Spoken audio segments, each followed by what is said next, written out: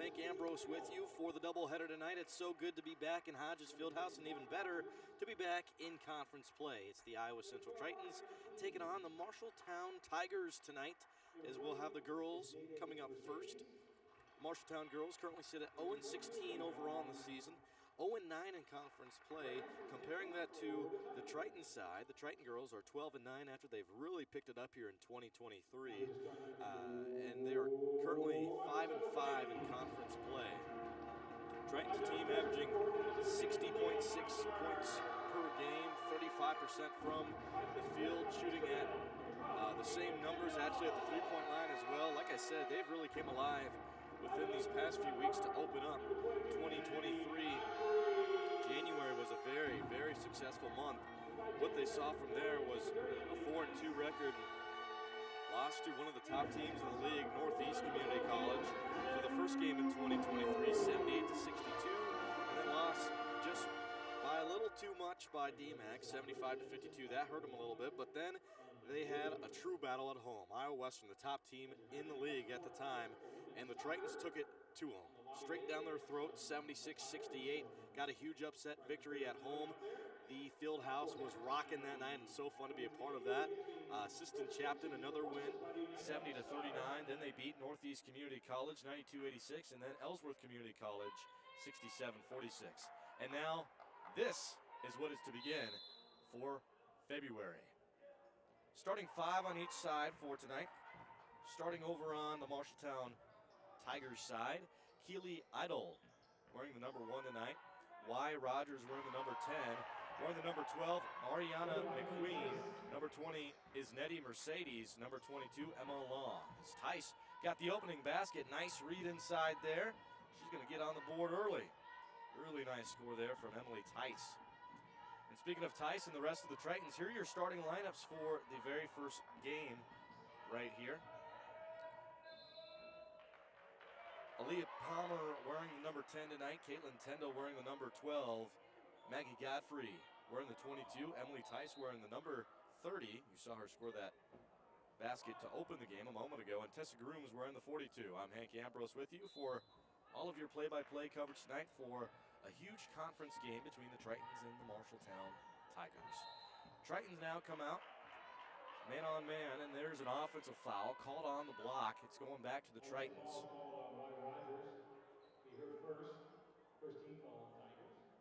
Tell you what, I've been really, really pleased with being able to follow Aaliyah Palmer throughout her career. I got to watch her senior year with the Fort Dodge Dodgers, and then got to see her move over to the Iowa Central Tritons. Didn't start, had to really work her way up, and she certainly did. She's been the player of the month in the month of January in my book. Here she is for 3 right there, and I mean, come on. I think that says enough for itself. Opening 3-point shot in the corner for Aaliyah Palmer, drains in. It's 5-0. 5-0, back to it, steal. Looking up the floor, here comes Caitlin Tendall, who'll stop and move inside with a lob pass. It's that transitional offense, baby. That is way too smooth. Palmer with the last 5. Tendall picks up the steal and the assist from the last drive. It's 7-0 early. Marshalltown, they've been struggling this season. They've lost their head coach. They now have an interim head coach who has just stepped in at the beginning of this season.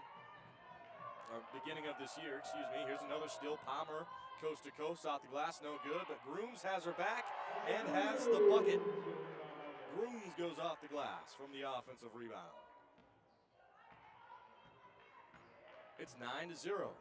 Tritons lead, rocking the all-white jerseys tonight. Have some navy blue and Triton blue accents, and you can see Marshalltown there rocking like a navy, very dark blue, and also some gold on their side. It's 9-0 in Hodges Fieldhouse. 7:45 remains, playing by quarters here. We just began the contest about 2.5 minutes ago. Here's Palmer bringing in the rebound. She goes to the corner.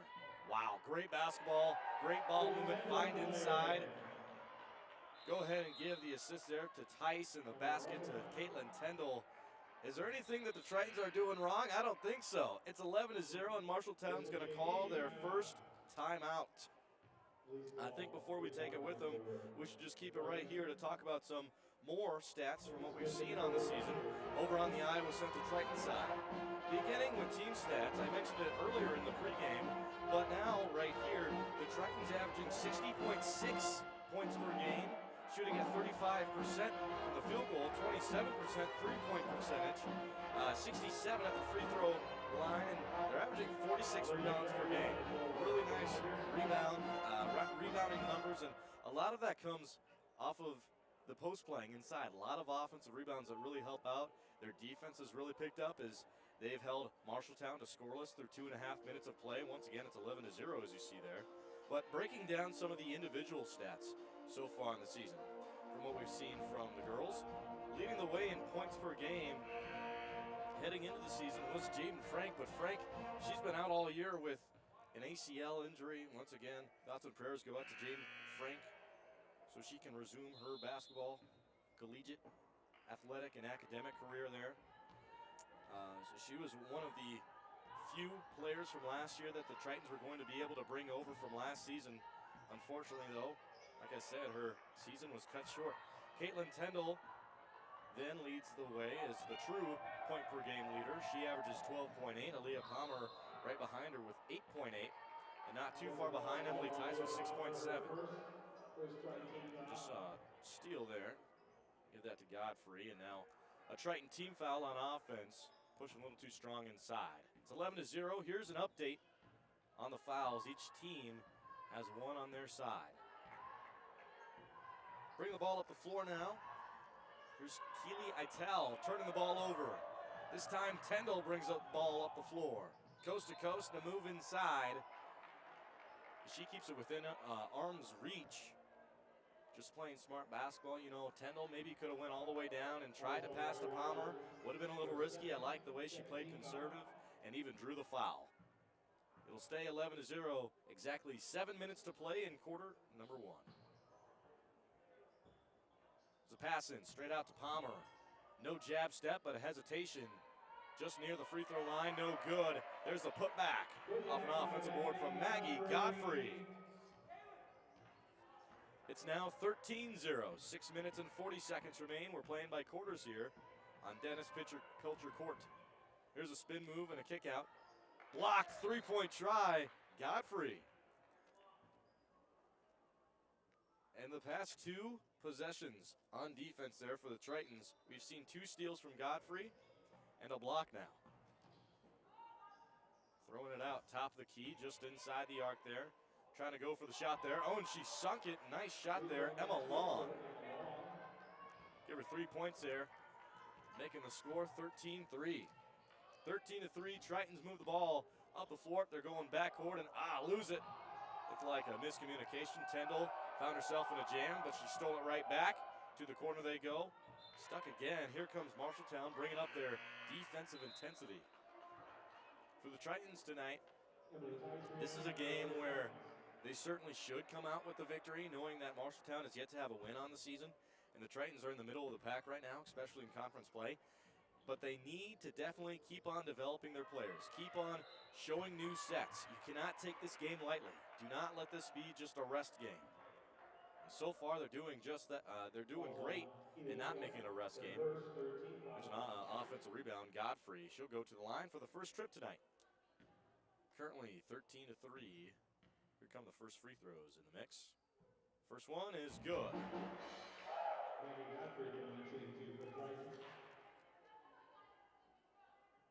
See what Godfrey's shooting on the season. I have Maggie Godfrey shooting at a 25% free throw percentage on the season.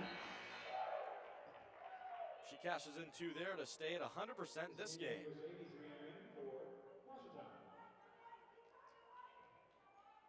Brings the lead to 12, 15-3. Here's a first sub in the day for Marshalltown. Olivia Gradwell checks in. A true freshman forward. She sets a screen there for her counterpart and Emma Long, and she'll turn the ball over. Another steal. Tritons go up off the glass. Nothing but glass there, but an offensive rebound by Tice. She draws a foul. She'll get sent to the line now. Let's count up how many steals I got so far for the Tritons. So far the Tritons, I have 1, 2, 3, 4, 5. I have 5 steals so far. just about at the halfway mark of this quarter, so boy, they're on pace for about 40 steals this game. Keep it up, girls. There's the first one. Comes in the second. And the score. 17-3, Tritons up by 14. On their home floor, Coach Dickerson has to be proud by this opening so far. Plan is to talk to her after the game to get her thoughts about the game and how well the Tritons have done throughout the month of January. Right there, you just saw that. Double dribble called against Marshalltown. What they did there is, you just had too many feet step forward and picked up the dribble. Can't do that if you're Marshalltown. It'll stay 17-3. 5:33 remains. Here's some subs for the Tritons checking in. There's Bryn Bass. She's wearing the shooting sleeve there, rocking the number 20. Bringing the ball up the floor, Emily Tice working outside, and a new Triton right here. Elise Ball with the finish. Some folks call that a granny shot right by the kneecaps. But Elise Ball, she's really perfected that within the coming weeks. She's looked really, really well driving inside. Another three-point bomb. That time the number 1, Keely Idle from long range, deep into the wing. Inside, 19-6 and off the glass, a score for Maggie Godfrey.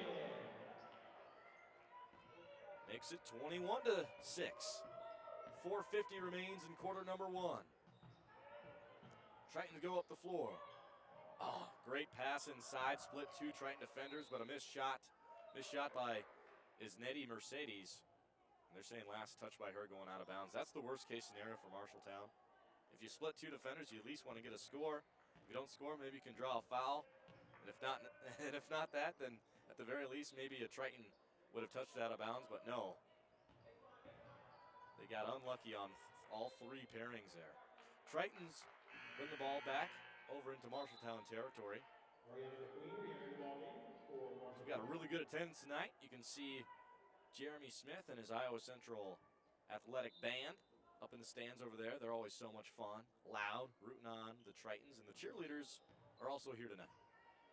See them in the baby blue right under the Marshalltown backboard. Oh, nice pickpocket steal. Looking to go coast to coast. The shot goes up, and oh man, looked like close to being all ball, but I don't know. Very close on the field. They're going to call for a shooting foul.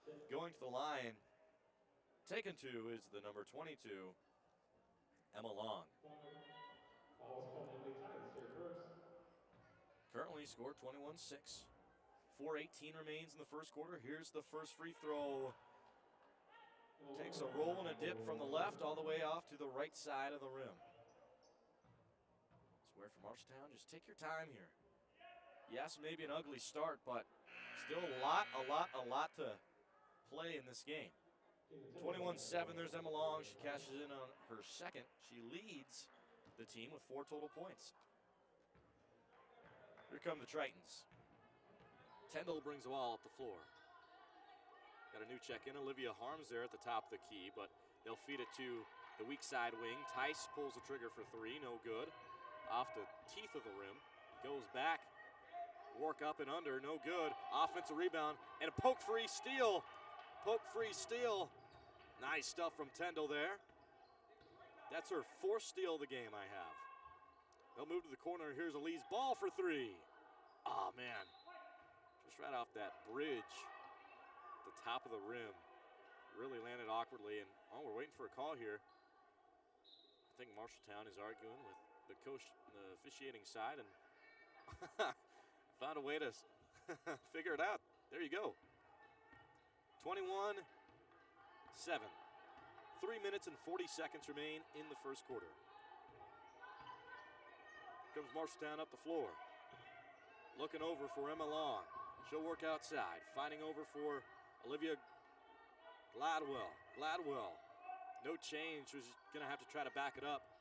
There's an inside pass. Haven't seen too much of those. That's probably why. Another block. That time it's Elise Ball who got there. Now a missed 3 and another offensive rebound. There you go. Back-to-back boards from Ariana McQueen.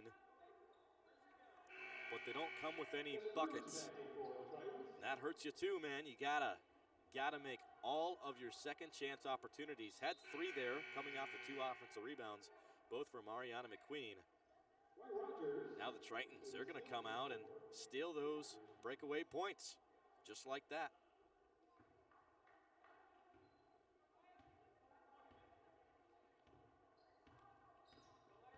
Tritons move the ball up the floor, a little more melodic now, taking their time. Here's a play.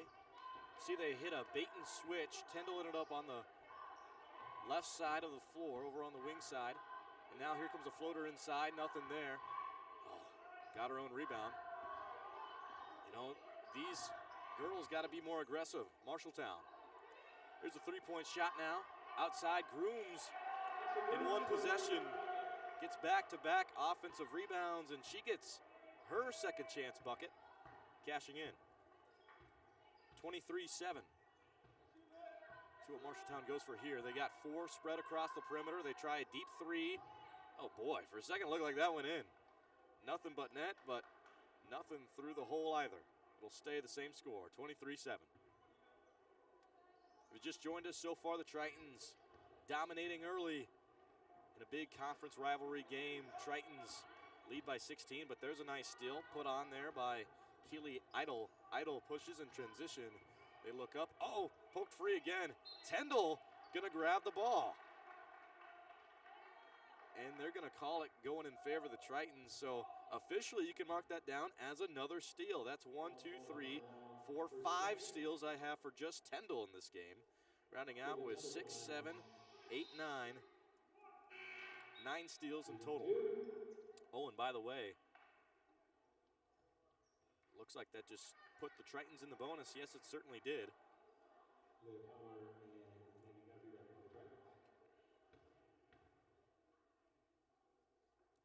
Tritons first is good. With Tyndall at the line. She'll shoot one more.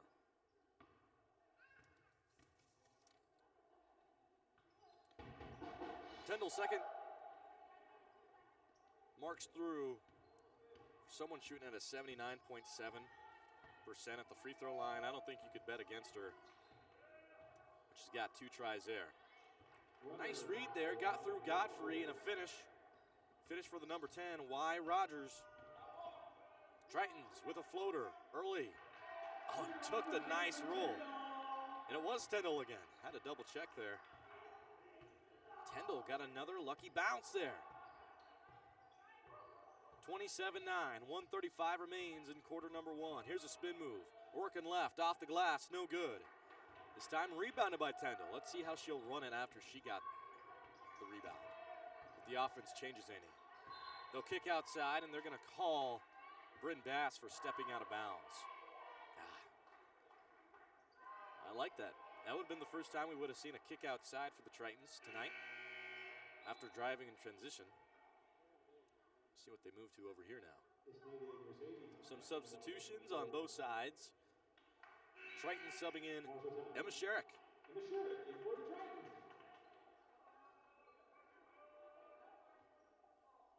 It's 27-9. 1 minute, 20 seconds remain in the first quarter. Yes, if you don't know, the NJCAA level, the girls play by quarters, 10 minutes apiece. Just comparing that to the high school numbers in Iowa, you play 8 minutes apiece through 4 quarters. But the boys, they play by halves, playing 20-minute halves. Here we go, end to end with a feed inside. Here's Tyndall with the ball. Tries to swing it out, and Grooms. Now it's nice having a player like Grooms on the floor for getting all those offensive rebounds and having her reach. She had to dive up high for that one. Now another offensive rebound. This time it's Tyndall grabbing the ball. So far, Tyndall, there's nothing she hasn't done in this game. Now they'll call Sherrick for travel inside. 27-9. 35.5 seconds remain in the first period. Tritons with 2 across the half-court line, 3 standing back, sitting in zone. You can see Grooms right there waiting for a pass through the middle, but the ball doesn't even end up looking over the middle, ends up being poked out of bounds. 24 seconds remain in the first quarter, 20 seconds on the shot clock. Oh, no look pass. Off the cowbell, no good.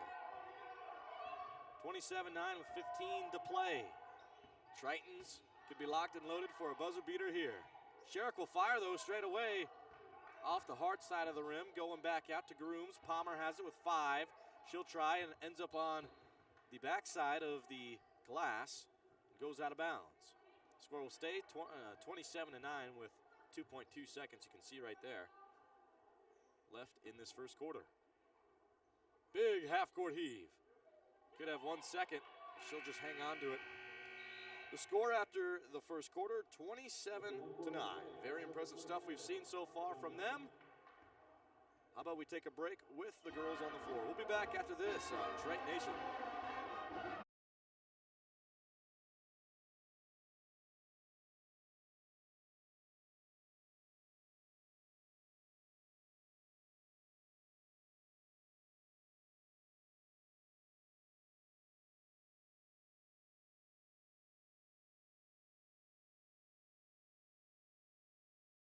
We serve. CNOS, proud sponsors of the Iowa Central Tritons. Go Tritons!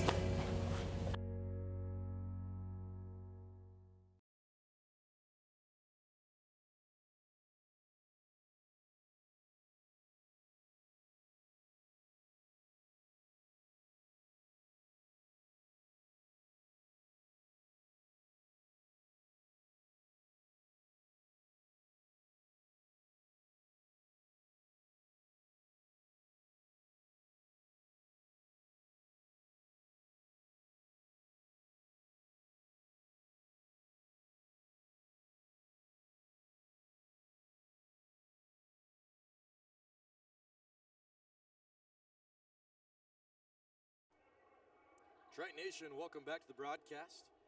Triton Nation's YouTube channel. I'm Hank Ambrose with you throughout the entire doubleheader tonight. Currently the score after the first quarter, 27-9. Triton's been leading the whole entire time. They got the cheerleaders, band, and even Try out here in support of them. And I'd like to bring this up. I'd like to shout out all that have been involved with this. If you did not know, today is National Girls and Women in Sports Day. Yes, happy National Girls and Women in Sports Day. As we see a lot of representation on the floor, of course, during the girls' basketball game. Coach Dickerson, the head coach for the Iowa Central Triton girls team. We have a girl that is refereeing as well.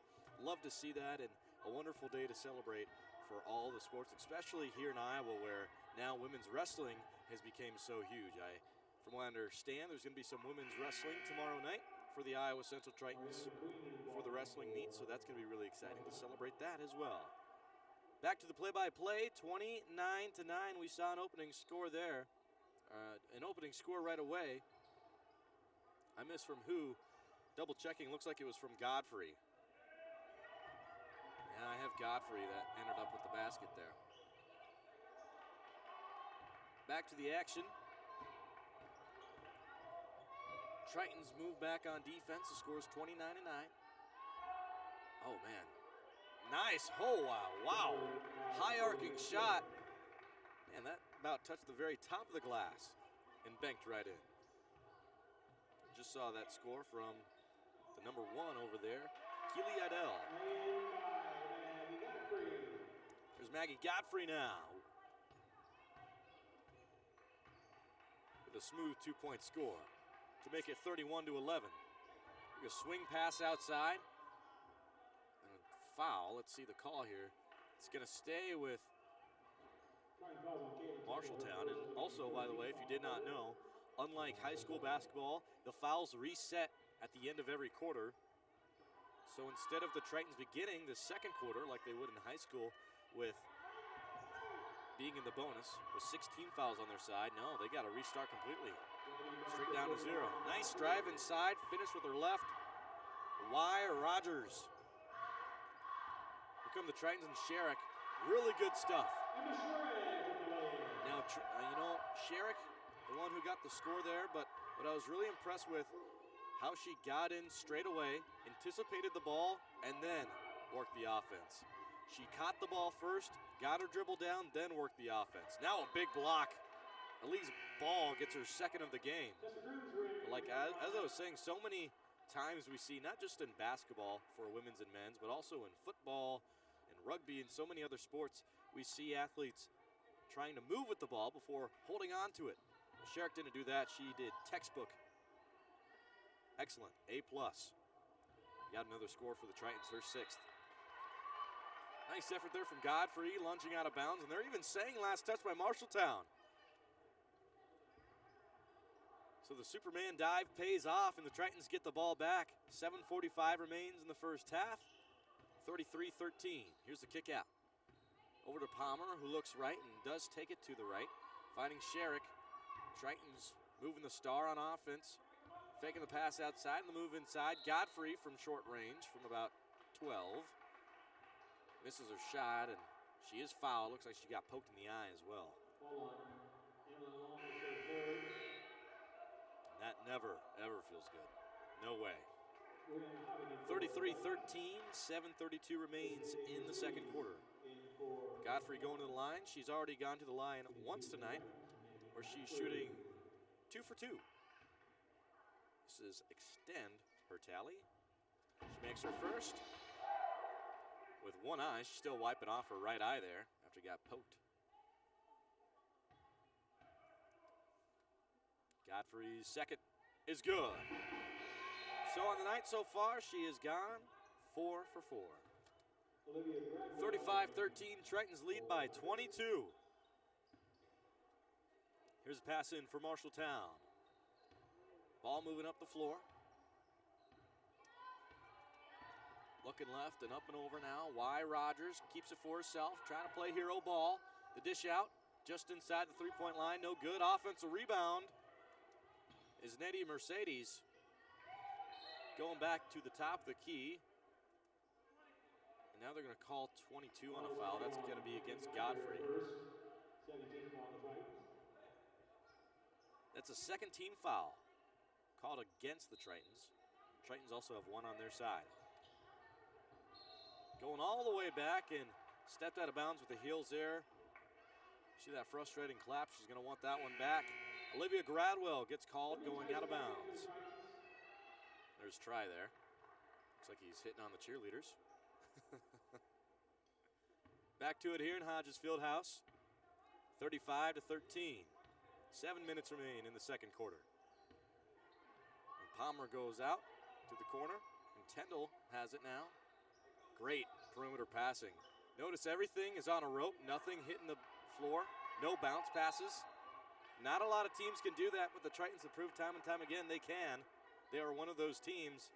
And now inside, it looks like Tessa Grooms drew a foul, non-shooting, and that's going to tie up the team fouls with 2 apiece. 35-13. Palmer goes outside. Try for 3. Tyndall, no good. And Grooms once again gets an offensive rebound. Call for jump ball. They're going to keep it with the Tritons. Yes, the Tritons in the all-white uniforms tonight. At home, located in Fort Dodge on Iowa Central Community College's campus in Hodges Fieldhouse. 35-13, 6:35 remains in the second quarter. If you do not know, broadcast all home basketball games right here. And I get to join you for commentary all throughout the conference games. It's always super fun. There's a now finish with Emily Tice after getting an offensive rebound. I counted 4 total offensive rebounds from that last possession in total. 2 of them came from Tessa Grooms, 1 of them from Tyndall, and that final one from Tice. Deep 3 now. Looked like it was kind of awkward. It kind of looked like one of those shots where she wasn't for sure if she wanted to shoot or not. She was halfway between pulling the trigger or not, and well, when she jumped off the floor, she just had to. Otherwise, would have got that travel call. 37-13, Tritons lead by 24. There's 6:06 remaining in the second quarter. Tritons have done a number of different things too. I'm really proud of them for doing that. It's not like they're just running the same thing over and over and over again. Just like right there, first time we've seen Tice fake the pass going inside, then drove inside herself and kicked it out to Tyndall for 3. And that's what this focus should be about in this game.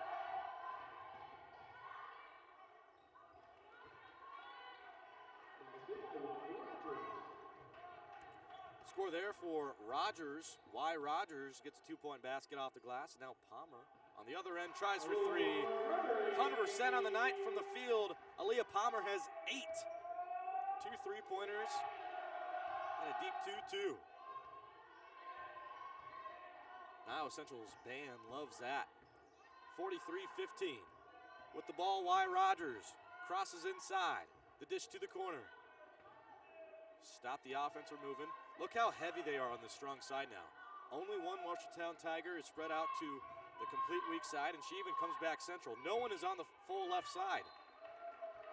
Marshalltown is standing on top of each other, and that's one of the reasons why they've struggled so much this season.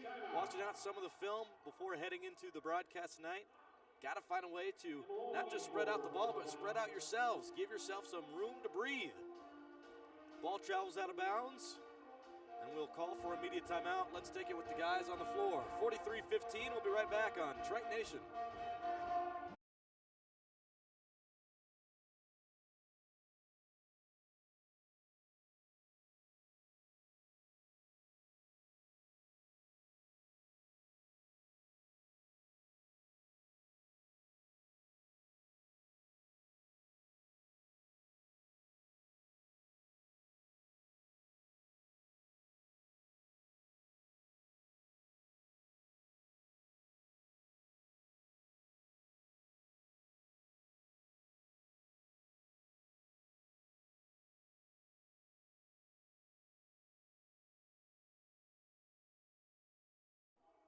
Triton Nation, welcome back to your home broadcast. The Iowa Central Tritons taking on the Marshalltown Tigers tonight. We just got through our first break of the second quarter. Immediate timeout called on the field.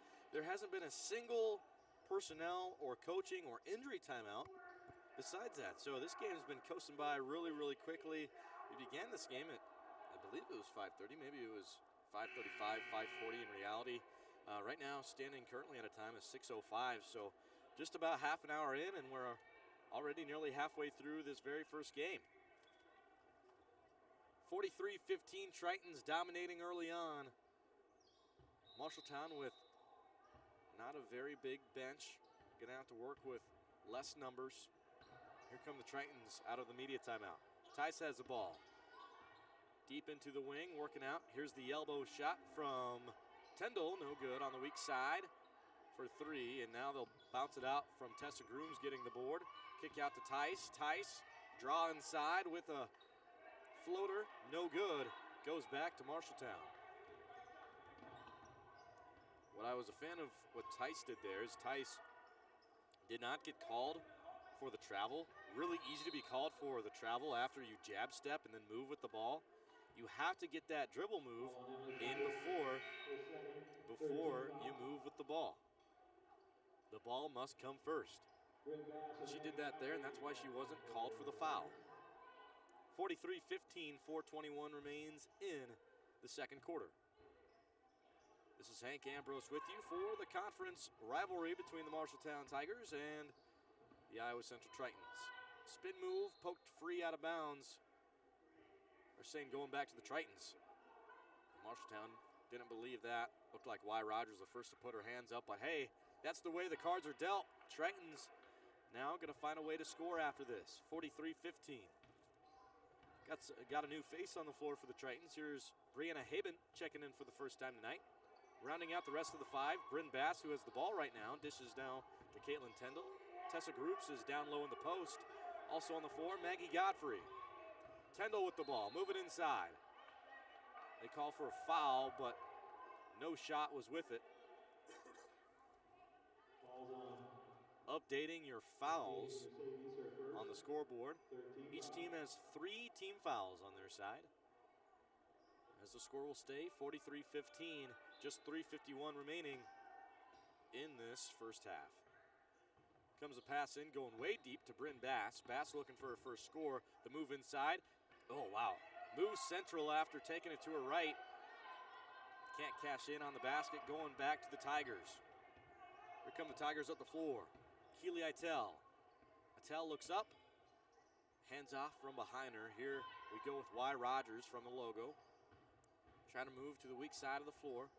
There's an isolation running in there. Haben does a great job coming over to provide support in the paint, which ultimately ends up causing the turnover. And the unsung hero of that play, not just Brianna Haben, but also Maggie Godfrey, who is covering that corner playmaker over there for the Tigers. Did a great job at just sticking to her tight and creating havoc for the ball to go out of bounds. 43-15. 3:15 remains in the second quarter. So Reed inside, bounce pass out. Sherrick just took the floor for the first time since being subbed out here in the second quarter. Here's Sherrick with the ball. Tried to finish with her left. Oh, looked like her shot was blocked, but then she held on and got the finish after stepping inside. 45-15. Tritons lead by 30. If they score 5 more unanswered, then they will be in continuous clock from here on out, or until the 35-point lead is brought back down within 34.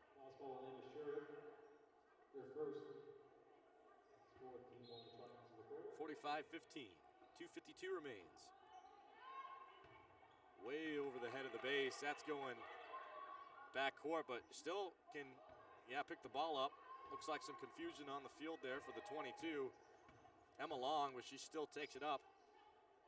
Now, as long as it's deflected there, you can pick it up. That is legal. There's a steal now. Here we go.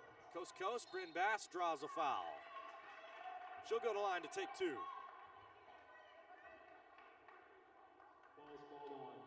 Updating your steals, I have 1, 2, 3, 4, 5, 6, 7, 8, 9, 10. That last steal from Bryn Bass put it up to 10. Here's Bass at the free throw line. She makes her first basket of the night. Her shooting numbers go as follow. The true freshman shooting at a 57% at the free throw line.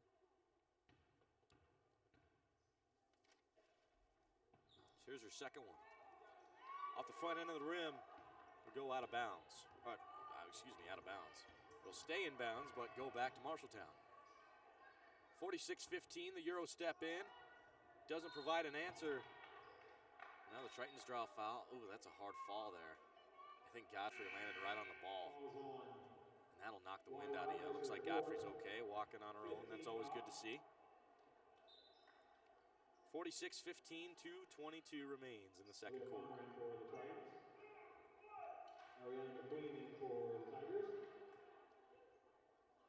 Got an update to the 5 on the floor for the Iowa Central Tritons. I'll let you know right as Godfrey takes her free throws.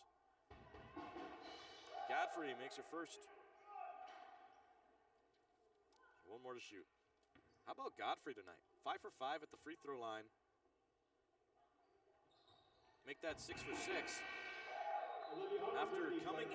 Before coming into the game tonight, shooting 52.6% at the free throw line. About 26% from the field. She's shooting fantastic tonight. She's got six free throws to go her way, and she's got 4 field goals. Both of those 2-pointers. 48-15. Tritons show on a man-on-man press. Sherrick is the gal lurking over the middle of the field. That center fold, they'll try to work into her. They think they have a mismatch, and they don't. Sherrick doesn't just defend the shot, she ends up getting the rebound. She'll let Palmer work with the ball. Here's Palmer with a 1:50 remaining. And another new sub in, there's Olivia Harms, who'll go outside. 3-point ball, Bryn Bass, her first field goal tonight. There we go. 51-15. Got a big pop from the band section over there. Big yeah. 51-15. To the corner they move. With 1:20 remaining on the clock, there's 10 on the shot clock. Time is winding down in the first half. Nice scrum for the ball in rugby terms. Found a way to put it to the floor, and Olivia Gradwell, who then threw it off the foot of Palmer. Gradwell going inside to the left. With that last one going out of bounds, it reset the shot clock. Back up to 20. There's a Euro step. A move and score. Emma Long going to go to the line. Heading into the game tonight, by the way, for Marshalltown, it's Keely Itel, who leads the way in points, putting up really good numbers on the season, averaging 14.8 points per game. Those are really solid numbers. To put that into perspective, averaging 2.5 more points per game than the Tritons' leading scorer, Caitlin Tyndall. There's Long, she just made her free throw. The Tritons get back on offense, 50 seconds remaining. See what they cook up here. Palmer takes it for herself, dodging two Tigers and then getting her own rebound and putting it back up and in. That last one gave Palmer 10 total points. Put her in double digits. 53-18. There's Olivia Harms with the steal. Pushing the floor, looking up. Stops just near the logo. Going back over to Palmer. Palmer loses the ball. And it is going back to Marshalltown. Last touch there by Palmer. 53-18. There's just 17 seconds remaining. Nothing on the shot clock. This is to wind down the first half. Emma Long has the ball, moving forward. Stutter steps, picks up her dribble. She needs help. Bass doing a good job at putting her arms all around her, trying to deflect the pass. Ended up being Sherrick who deflected it. Went out of bounds. 5.5 seconds remain in this first half. Bounce pass inside. Bass got a hand on it. 3 seconds. Emma Long, spin around jumper off the glass, no good. And that'll close the first half. The halftime score, 53-18. After the first quarter, the Tritons scored 27-9, and then they almost scored another 27, really scored 26. They allowed those Tigers to score another 9 points, so scored halftime 53-18. We'll take a break and be back with some stats in just a little bit on your home of Triton Sports, Triton Nation.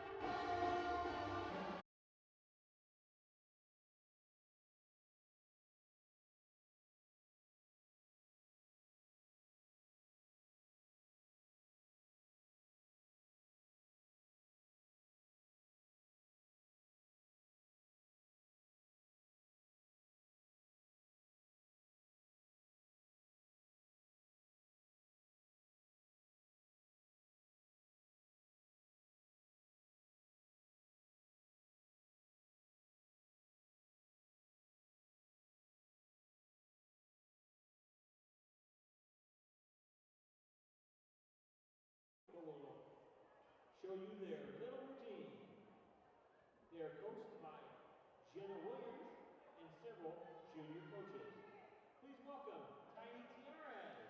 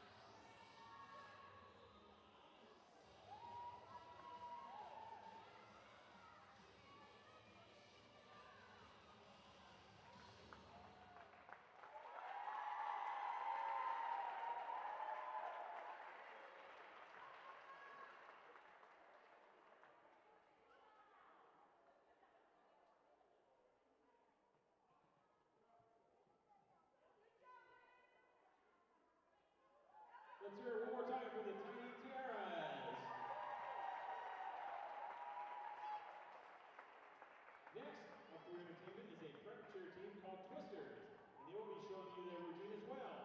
They will be competing this weekend in Council Bluffs. These 8 girls are so fun to watch and coach. They are coached by early Cantu and junior coaches. Please welcome Twisters.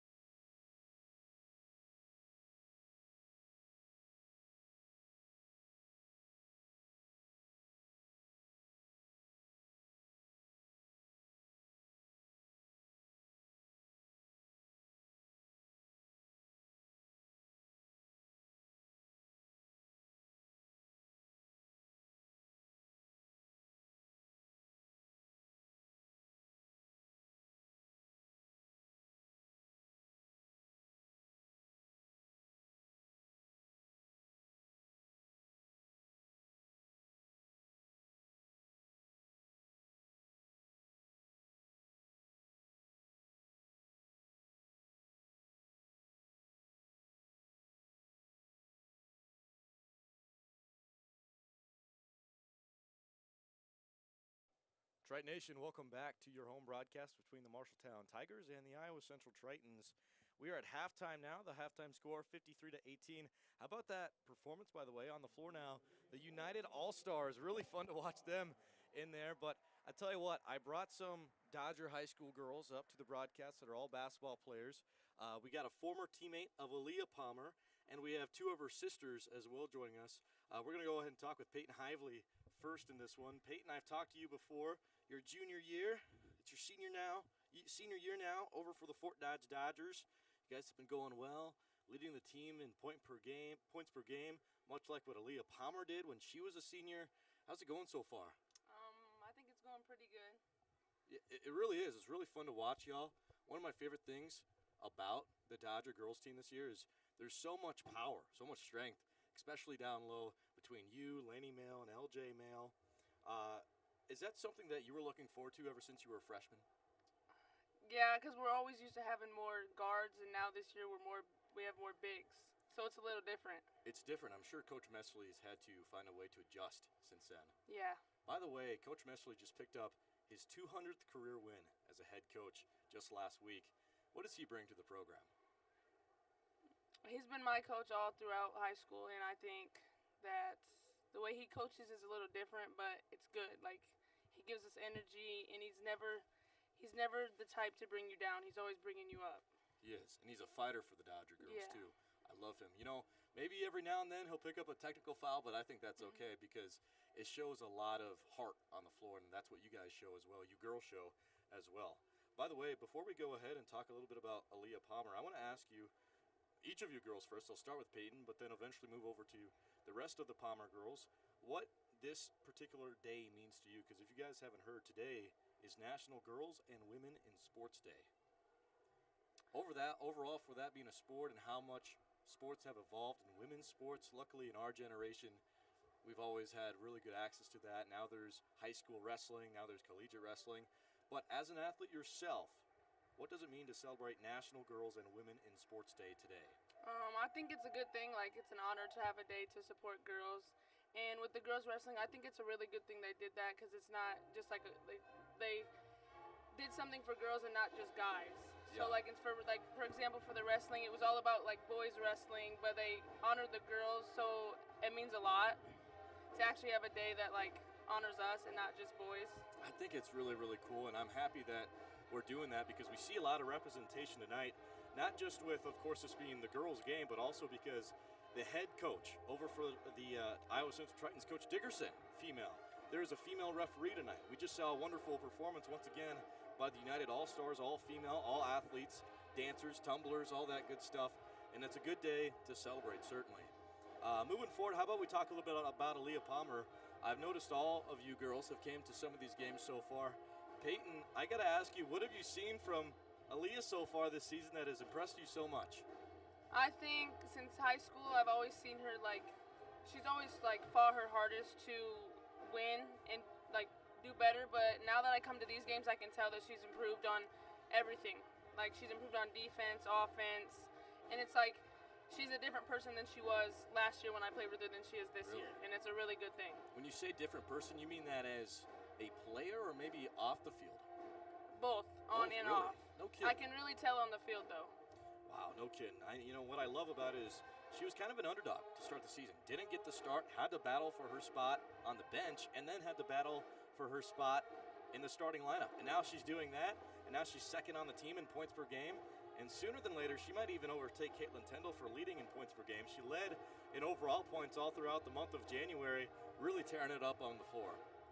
Otherwise, hey, I'd like to thank you, Peyton, for joining us for the broadcast. If you don't mind, I'd like to talk to the rest of the Palmer girls, since we've been talking about Leah Palmer. Is that okay? Yeah, thank you. Yeah, hey, thank you. Here we go. So we got Dakota and Brooklyn Palmer joining. Now, I wasn't for sure. You guys are just going to have to share the microphone if that's okay. Talk a little loud. I wasn't for sure if y'all were all sisters or what, but yeah, you guys are all sisters. I guess that's just in the genes for the Palmers, or what? Yes. And all very tough, all basketball players. You girls are all really fun to watch. In my inaugural season of calling Dodger sports, it was really fun to have Aaliyah Palmer and watch her in her senior year. And then I knew that Brooklyn was a freshman, and I was excited for that. And then didn't even know Dakota was coming up. And oh my goodness, you girls are all great basketball players, bringing a lot to the table. Is that something that runs in your family, a basketball tradition? Yes, it does. We look up to Aaliyah, and we want to be just like her. Yeah, she really dedicates us to like make ourselves stronger and just to really go at what we want in life and like just to focus on what you want for your future. And so we really look up to that. Now, Brooklyn, you got a year in high school with your older sister, Aaliyah Palmer. Aaliyah, yes, I should just say.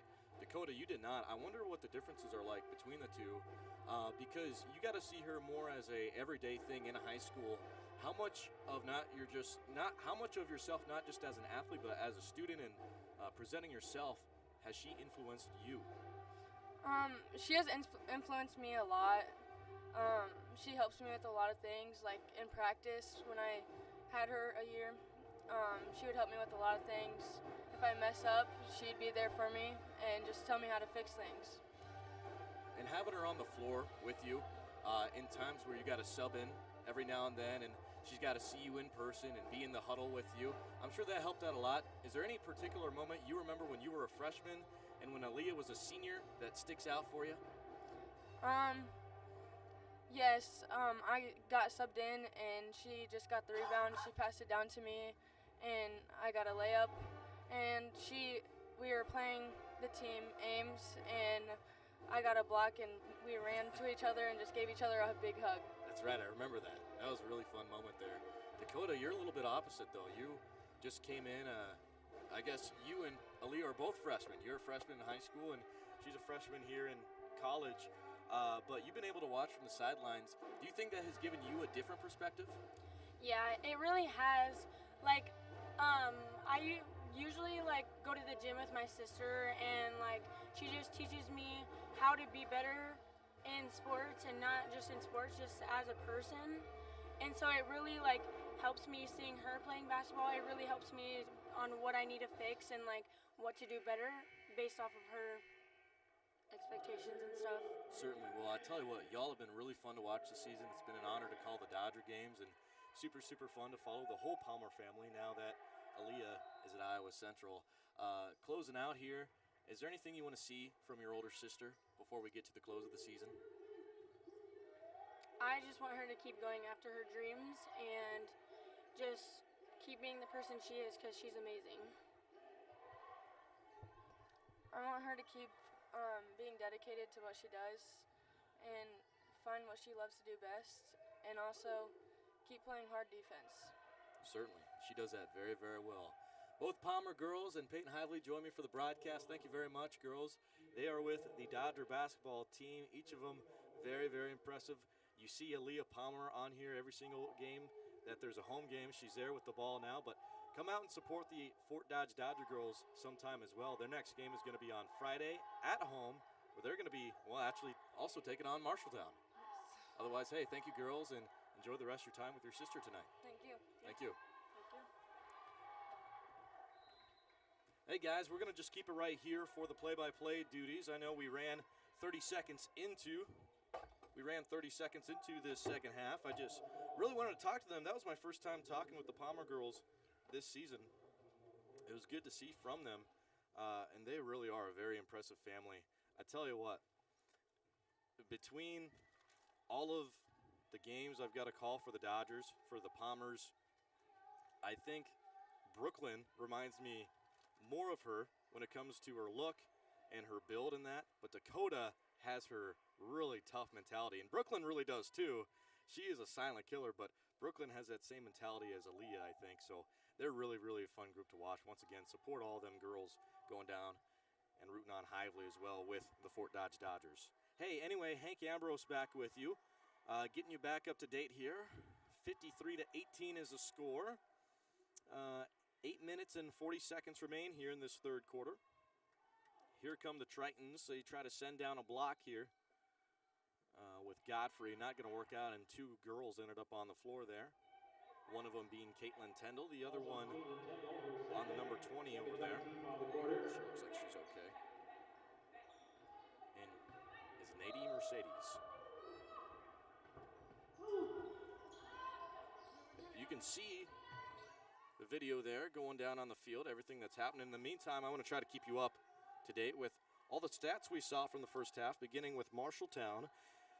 Keely Idell finished with 5 total points and a steal. Y Rogers finishes with 6 total points. Ariana McQueen finished with 2 offensive rebounds. Isnady Mercedes finished with an offensive rebound and a block, and Emma Long finished with 7 total points.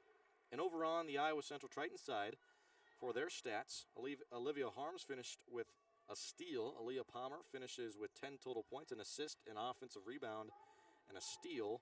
Caitlin Tendall finished the first half with a total of 5 total steals. She also had a total of 9 points and 2 offensive rebounds. Bryn Bass finished with a steal, a free throw, and a 3-point shot. Maggie Godfrey finished the first half with a total of, I have 10 here, with a steal, an offensive rebound, and a block. Emily Tice finished the first half with 4 total points, 2 assists, and an offensive rebound. Elise Ball finished the first half with 2 blocks, 4 points, and an offensive rebound. Emma Sherrick finished with 8 total points and an offensive rebound. And finally, Tessa Grooms finished the first half with 6 offensive rebounds and 4 total points. There we go. Finally back to the play-by-play. We still have 7.5 minutes remaining in the third quarter, and what a way to begin back to the play-by-play with Tessa Grooms scoring. She goes off the backboard straight away, recording her 6th basket of the night. 55-20. It's a 35-point lead. 55-20.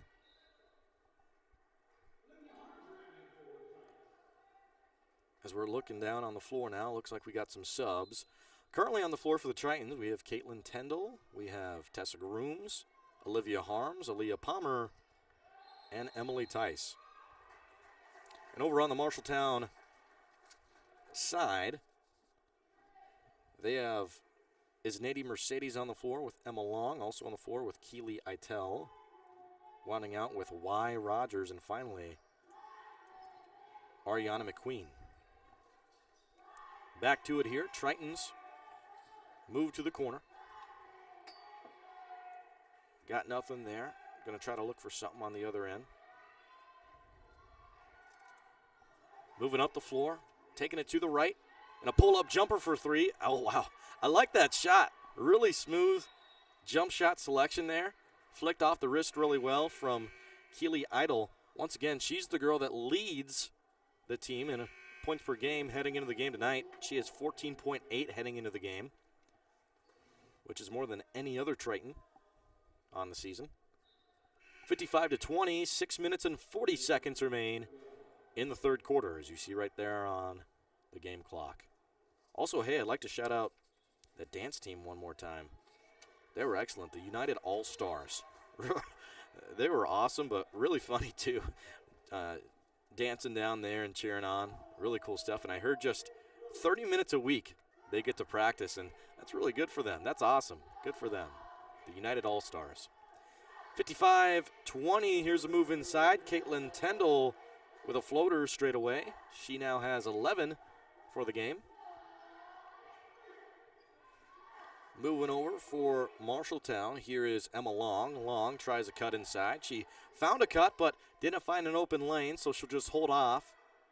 Put the dog on the leash before she goes back towards the free throw line, trying to go for Kaylin Smith with a jumper. No good. Moving the ball out the field and to the floor. That's going to be blocked. Nice block there by the 14. That's Olivia Gradwell.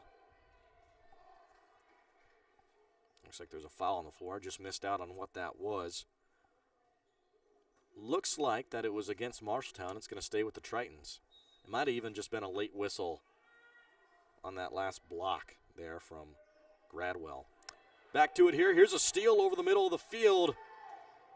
Doubling up, and sometimes that shot is just too open. That's the case there for Emma Long. Here come the Tritons storming back on their side of the floor. Tritons rocking the all-white uniforms tonight, as you see Marshalltown wearing the navy and gold on their side. 57-20. 5 minutes and 38 seconds remain in the third quarter.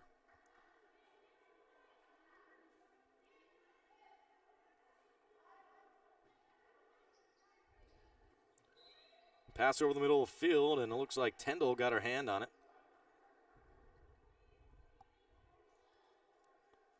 She's going to rocket it out of bounds. Those are always good plays. Really frustrating for Marshalltown, especially when you're opening up the next possession with an inbound pass and you get a deflection out of bounds straight away. 57-20. Update on your fouls. Tritons have 1 going in their favor and 2 going against them as far as team fouls are concerned. There's 5:35 remaining in the third quarter. Here's a pass over towards the center fold. They move past the half-court line with Emma Long. She'll dish out. Oh, man, that looked like almost a travel. It looked like she moved both legs, but that's okay. It's missed sometimes. I don't think that's brought up enough in basketball. There's only so many eyes on the floor with the referees. Got three sets of eyes, and sometimes fouls are missed. Sometimes calls are missed. Sometimes fouls that are called aren't really fouls. And you know what? That's okay, because we're all human, and that doesn't get taken into consideration enough. I see that at the pro level of sports many times as well. 57-20, back to it. Palmer shoots at the front end of the rim. Rebounded there by Tendall, goes off the glass and draws a foul.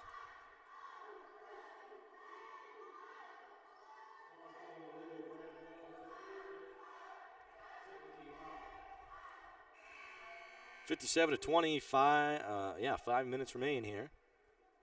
4:58 to be exact, as you see right there in the third quarter.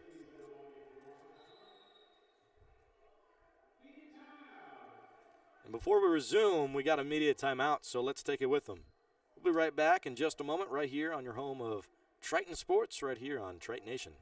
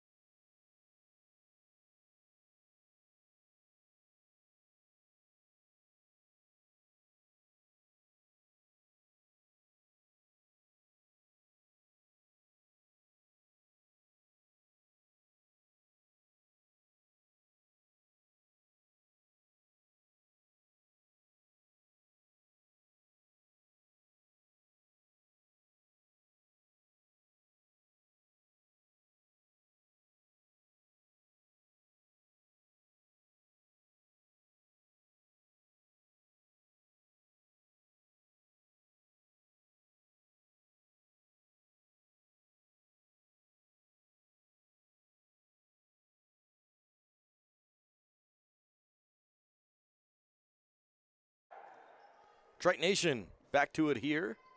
You just saw the nice dish in from Tyndall. She just made her free throw at the line there. Coming out of a media timeout, Tritons lead 59-20. I tell you what, though, their offense has been slowed down quite a bit in this third quarter. Got to give Marshalltown some props, and now a nice roll-in basket there from the number 20, Isneti Mercedes. Hit off that cowbell and fell smoothly in. 59-22, go over the middle of the floor. Here's Elise Ball. Oh, great cut between two, and a diving effort. Hey, man, that might make for a good photo there. See that finish slide on the floor. 59-22. 4:15 remains in the third quarter. Up the floor, here's Keely Itel. Itel looks over. She keeps it for herself and lost the ball for a second. Still with it, goes off the glass. No good, and a defensive rebound by Maggie Godfrey. Godfrey goes over to Tyndall. Tyndall stops and moves to her left. Ball doesn't take the three shot. 59-22, and now a foul. Ball will go to the line to take two. Pull up her numbers on the season. Elise Ball, I've her shooting at a 42.9% at the free throw line. Makes her first there. All the Tritons shooting really well tonight. Made the case earlier from Bryn Bass and Maggie Godfrey. They're doing some numbers on the night. Well, Elise Ball, another one who just has a 15 percentage from the field. Did a good job sinking our free throws there. Moving forward, Tritons head back on defense. Now a deep three from the right wing, nothing there. Break the ball inward. Here we go now, the flip over from Harms over to Tyndall. Tyndall fakes to her left and takes to her right. Over the middle of the field. Looks like another foul. What is it here? A jump ball going to stay with the Tritons. 61-22, 3:20 remains in the third quarter.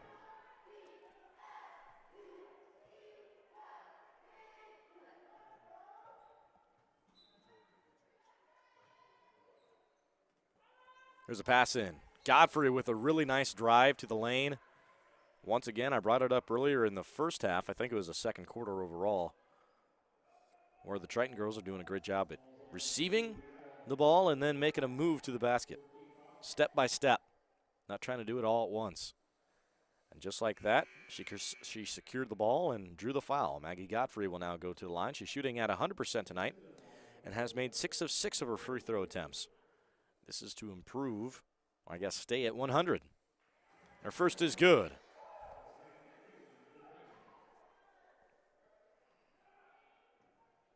Godfrey will try one more. She'll go 1 for 2 at the line, making a 40-point game, 62-22, 3:10 remains in the third quarter. Up the field, taken right, now back inside, try to go with an up and under. They will call for a foul. Fouls against Elise Ball. That's her second personal. There's a pass in, looking over for the 14, Godwell. Now, oh, wow, great move by Emma Long and an even better pass. Unfortunately, Isneti Mercedes was not anticipating it. Had to grab the ball off of the second touch. 62-22, 2:45 remains. The move to the corner, the 3 ball, no good. There's Tice getting the rebound. She'll flip it out. Harms has it now. Godfrey. Over the head pass, finds over for Tice. Oh, man. A little off with that basket. Maybe got a bad release on the ball there. 2:25 remains. A Euro step inside, and Marshalltown, who had the majority of their first half spent on offense, passing the ball like a frozen rope all around the perimeter. Now they're just trying to drive inside, it looks like. Marshalltown showing a box. They'll fade to the right, but throw it left. And a move inside, tip free by Olivia Harms. Nice play there by Harms. Tell you what, McQueen, though, on the Marshalltown side did her job. Went straight to that corner. Doing the same thing for them. Gradwell going back on over to Y. Rogers. Rogers moves from the left wing to the right wing. Here's a lob pass inside, just a bit too high and over the head of all the players. It's going out of bounds and going back to icy 3. 62-22, 2:05 remains in the third quarter. This is Hank Ambrose with you for the conference rivalry matchup. Doubleheader tonight. Girls first, and the boys are to follow. Emma Shurik with a leaning Euro step all the way in. She'll score, and I'll take her up to 8 total points on the night. Uh-oh, here we go now. A scrappy play. Almost went extracurricular, but going to stay there on the floor. That happens sometime. This is where we're late in the game. Marshalltown is tired. They're weary. They're frustrated. Down 42. Tritons up on top and being very successful, of course, but still playing a lot of the starters. I like that, though. Once again, as I mentioned ever since the pregame, is the goal for this game to me is to go out and run different sets, to go out and execute 100% perfectly, because you know heading into the game, you're taking on a team who has yet to get a win through 15 games on the season, and you're wanting a big one. And, of course, you want to be prepared for DMAC, which is coming up on February 4th. And then Iowa Western to follow. A lot of conference games coming up. Of course, we are in that conference month of North Central Community College, which will be back at home on February 11th.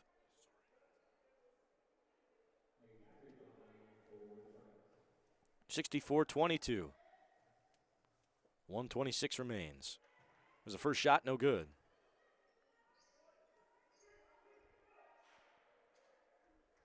Godfrey now has missed her last 2 in a row at the free throw line. Here's her next. She'll sink that basket, making it 65-22. 1:26 remains in the third quarter. Here we go, Triton Nation getting rowdy on the field. Goes those cheerleaders. Along the wing, I like the stutter step in the back roll from Emma Long. We've seen this play before. This time, it's clogged up by Emma Sherrick. Great defensive effort there, but they left a gal open down low. A score for Isneti Mercedes. 65-24. And a score straight away for the Tritons. Emma Sherrick with the lay-in. She gets up to double digits now with 2. She is now the 3rd Triton tonight. Actually, no, 4th Triton tonight to be double digits in points.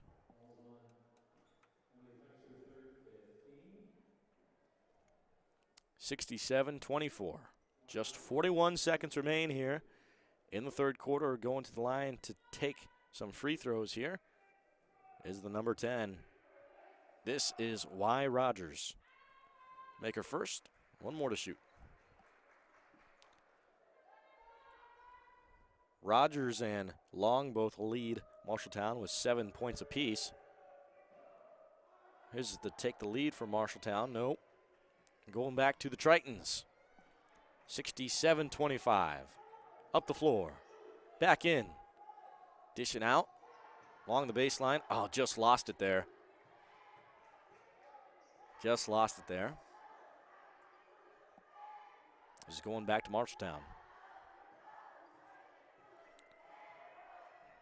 Marshalltown. Moving up the x-axis. Sprinting north, and now a foul going to be called against Marshalltown. Offensive blocking foul. It's going back to the Tritons. Tritons with 17 seconds to score, leading 67-25. Here's Tice with the ball. Splits 2. Works out Sherrick for the jump shot. No good on the other side of the rim. And now an offensive board for Godfrey, who puts it up and in. 3 seconds remain here in the 3rd quarter. Is that enough time? It looks like no. The buzzer sounds. So the score after the 3rd quarter, 69-25. Tritons keeping the lead all through 3. Is they're going to be wanting to dominate all through 4. Let's see how they resume all the action as we begin the 4th quarter next on Triton Nation.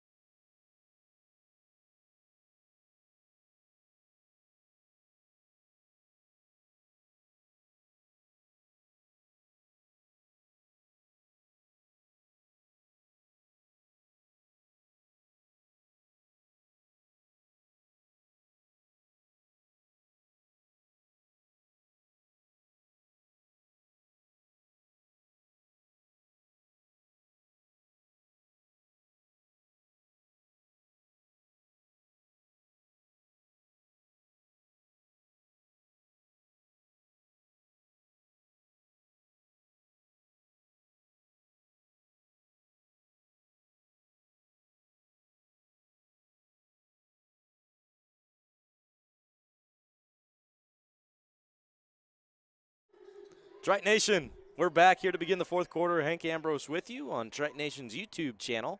Score 69-25. As we begin this 4th quarter, the Tritons been leading after each and every quarter. They've had the lead ever since the 5-second mark in that 1st quarter. The scores at the end of each quarter, 27-9 Tritons, 53-18 at halftime, 69-25 after the 3rd.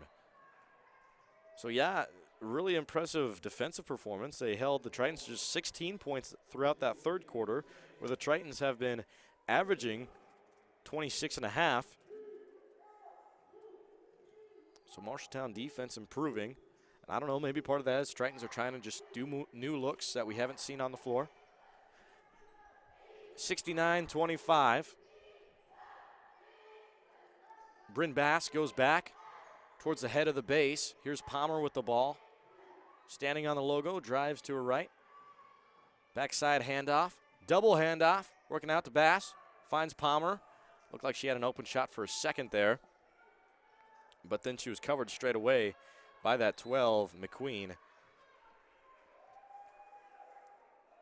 As you see there, the ball going to stop, headed for out of bounds, and Palmer going to go to the line to take 2.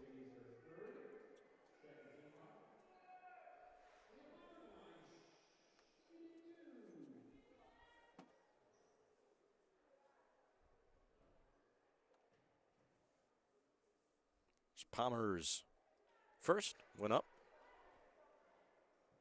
Missing that first one. She'll shoot one more. There's her second. It's good. 70-25. Palmer now has 11 tonight.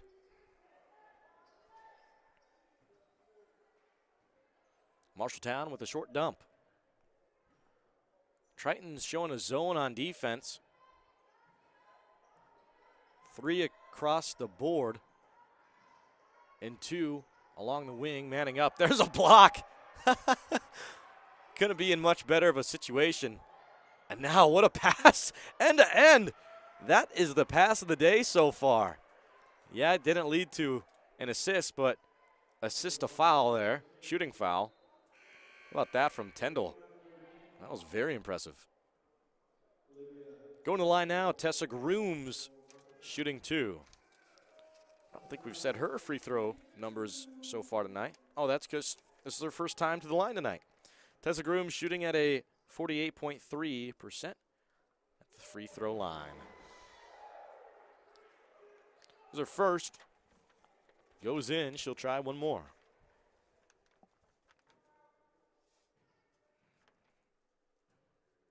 Grooms second.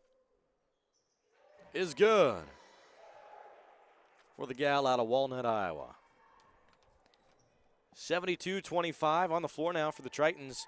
Caitlin Tyndall, Tessa Grooms, Aaliyah Palmer, Bryn Bass, who just about got a steal. Deflected it out of bounds, and also on the floor there, Brianna Haben.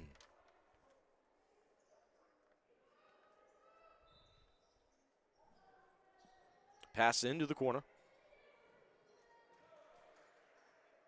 Picking up the dribble. Here's a steal. Tessa Grooms. Tyndall's got speed. She's got room, and she's got a basket.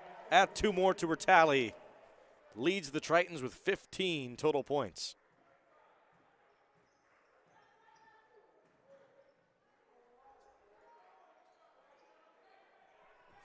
(74-25). Now Haben gets on the board with a steal. Oh, man. Oh, man.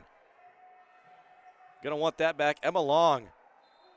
That's at least the 3rd time tonight Emma Long got a really quality steal and had an open shot straight away and just couldn't finish. Sometimes that rim just shrinks to about the size of a donut when you're down by, well, about near 50 points here and you've ran out of energy and stamina, especially knowing that Marshalltown has just 7 players active tonight, leaving just 2 on the bench. There's Haben with an offensive board. Spin around jumper, no good. Palmer gets it, and she'll be fouled and sent to the line. 74-25. 7 minutes, 30 seconds remain in the 4th and final quarter to play.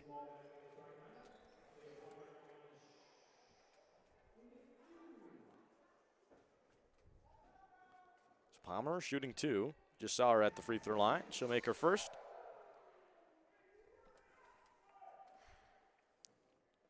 Making that free throw makes her 2 for 3 at the line tonight. Brings her down 2 for 4. 75-25. Tritons lead by 50. The Euro step inside off the glass, no good, and Palmer brings in the rebound. They're going to call for a foul against Marshalltown on that rebound after they elbowed her. And Palmer got up straight away.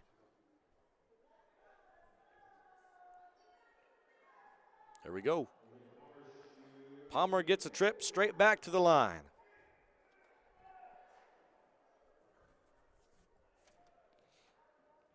Here we go. Palmer's first is good. Nothing but net.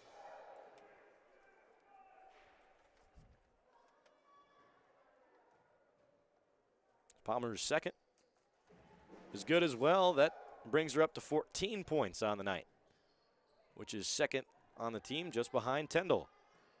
Up the floor, moving right to the corner. Here we go.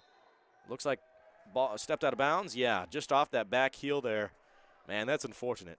Kitty Itel, that's always one of the most frustrating plays in basketball. You get to switch the field, change sides, pull up from the corner, and you just take one too far of a step behind you. That's what cost Itel in the last possession. 77-25, Palmer just inside the three-point line, no good. Ball got an offensive rebound. Here is a swish for Brianna Haben. Give Ball the offensive board and assist. And Haben the two-point basket, her first basket of the night. We got still 6:35 to play in this fourth quarter. 79-25. So move and the dish out. Stopping the action and flipping. Underhand pass. That was impressive. There you go. Stop, but no pop. Moving along the baseline. Emma Log with a Euro step inside. Tries with an underhook, and she doesn't get the score, but she gets the foul to go her way. Updating the fouls per team. The Tritons have 5 in their favor as they're currently in the bonus. And now Marshalltown, they have 1 in their favor. That's the first of the quarter called against the Tritons. 6 minutes, 22 seconds remain. It's 79-25. Here's the first. She'll miss that first one. Long will get to attempt one more.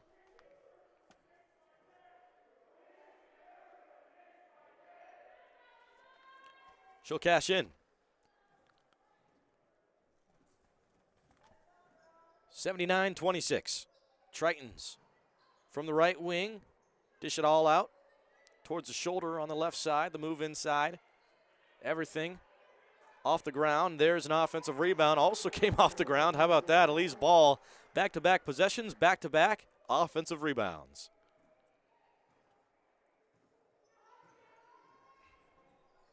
(81-28). 5 minutes and 45 seconds remain. Marshalltown tries for a deep three. No good. I like the shot, though. A heat check. Nothing there to fall through for the Tritons. Here comes Bryn Bass looking up the floor. She'll kick to the corner. 4-3. Tice is good.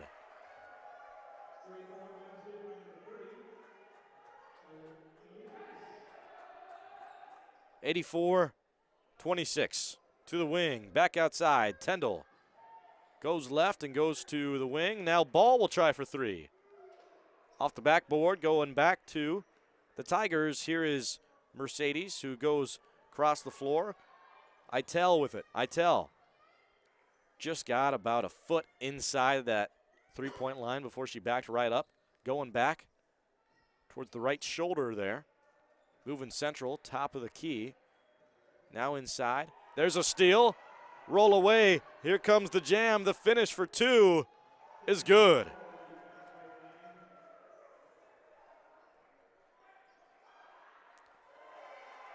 Tyndall, and give her back-to-back steals in a basket. 88-28. Tyndall now has 19 points. I also have her with 10 steals, I think. 4 or 5. 1, 2, 3, 4, 5, 6, 7. Oh, I guess 7. I guess I got a little early there. 88-28. 4:19 remains in the fourth quarter. So we'll take a timeout on the floor. Let's take a timeout in the broadcast booth. We'll be right back with more Triton Bat.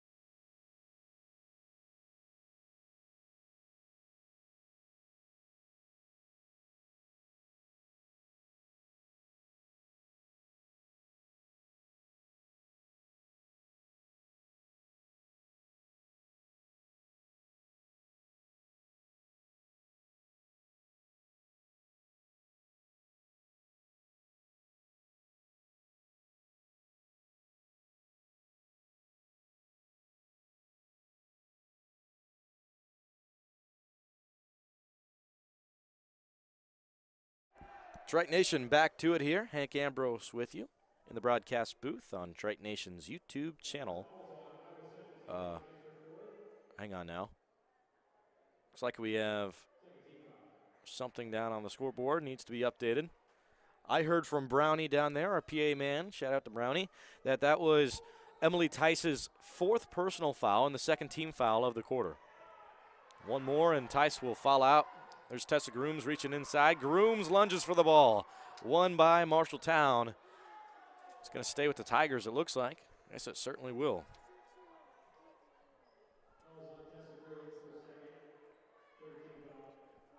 4 minutes, 15 seconds remain. It's 88-28. Tritons lead by 60.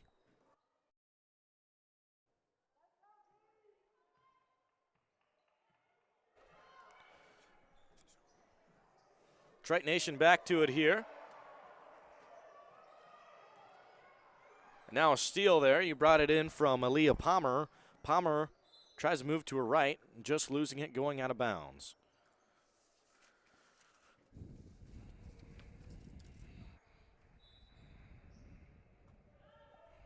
Palmer now pulls the trigger straight away. High arcing shot, ends up going high and off of the rim, ending up out of bounds. It'll stay with the score 88-28. Inbound pass is underway for Marshalltown. Marshalltown has Gradwell passing it in, going short to Emma Long. Oh, here we go now. Something different. Gradwell now looks like she'll run the plays here. Up the floor, and now they're going to stop the action on the floor. Looks like a timeout called on by Marshalltown. Let's take it with them. We'll be right back after this on your home of Triton sports, especially here in conference play. This is Hank Ambrose for Triton Nation.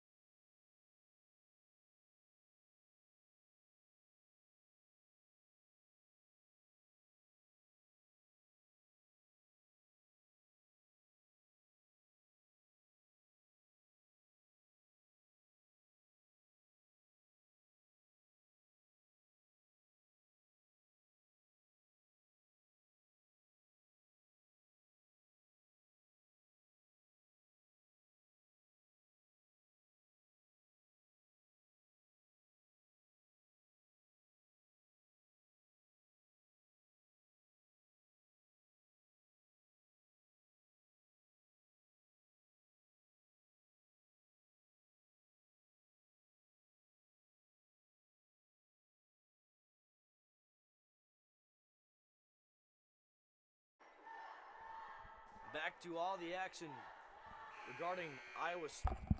Oh, I was missing my mic there. Back to all the action regarding Iowa Central sports.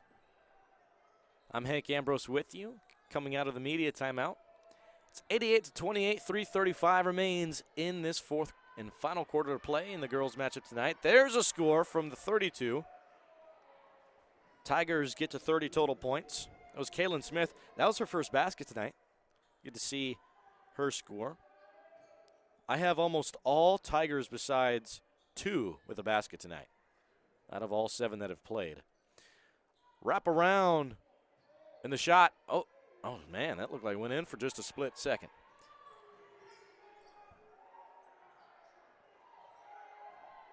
Tritons keep the ball moving in their side. Sherrick goes down low and gets a score.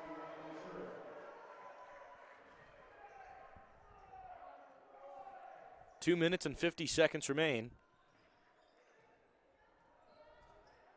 Now I see they're not updating the score on the away side, so possibly it was at 26 and I just had that cut off. So let's take it away for there. There's that 2-point basket we were looking for. Now it's 30. 90-30. Tritons with the ball, inside post, and they'll call her for the travel there. Was that Tessa or was that Godfrey? That was 22, so that was Godfrey who just jumped over the middle of the fold. It'll go back to Marshalltown. 90-30. 2 minutes, 15 seconds remaining. On Magic Johnson style shot, it's good. Kaylin Smith. 90-32, the move inside. Oh, hard foul down low. Oh, no, hard fall, no foul down low. But there's Tessa Grooms who picked it up and got the basket. It's 92-32. Let's see if the Tritons can break 100. A minute and 50 seconds remain. Now, if you know in Hodges Fieldhouse, as far as I know, the scoreboards only go up to 99. Tritons have an opportunity here to do so. Here's a steal. Godfrey breaks away, holding on to the ball, taking her time, taking right and inside. Assist, steal, score for the Tritons. Sherrick from the last one. Now Iowa Central calls for a timeout.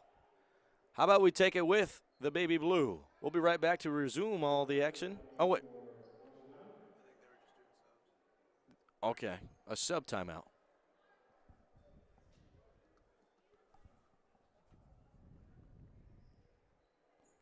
(94-32).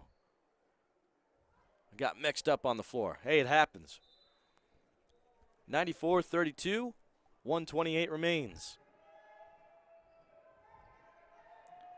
Marshalltown brings the ball up the floor. Y. Rogers has it. Loses it as it goes out of bounds. Tritons could break 100 here. It's 94-32, 1:15 remains. This is Caitlin Tyndall with the ball. Works out to Bryn Bass along the wing. Looked like she thought about going inside before just holding off at the head of the base. Back down low from the lob pass. Just couldn't get the finish. There's an offensive board, though, from Harms. And a foul picked up. Harms going to go to the line to take two. Tritons staying aggressive all through 4 quarters today.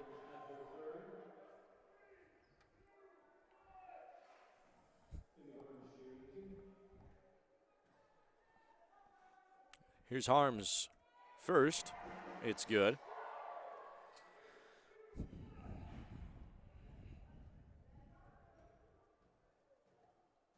And one more to shoot for.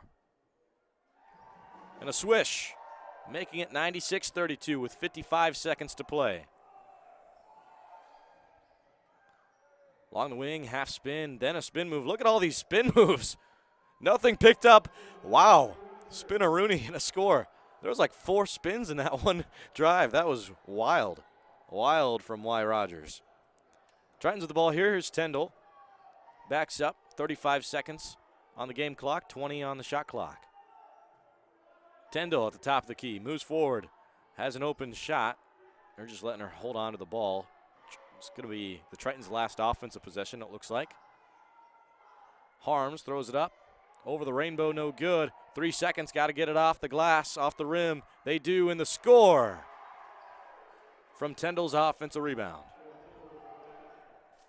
98-34. Here's a deep 3 try. Marshalltown misses. Haben gets it. And a jump ball called. It's going to stay with the Tritons, or it should. No, they're going back to Marshalltown. Look at that.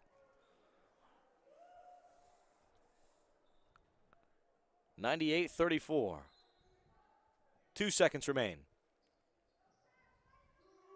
Pass inside and the move in. I don't know if they got the shot off, but regardless, she misses. Final score, 98-34. Tritons with a big win at home.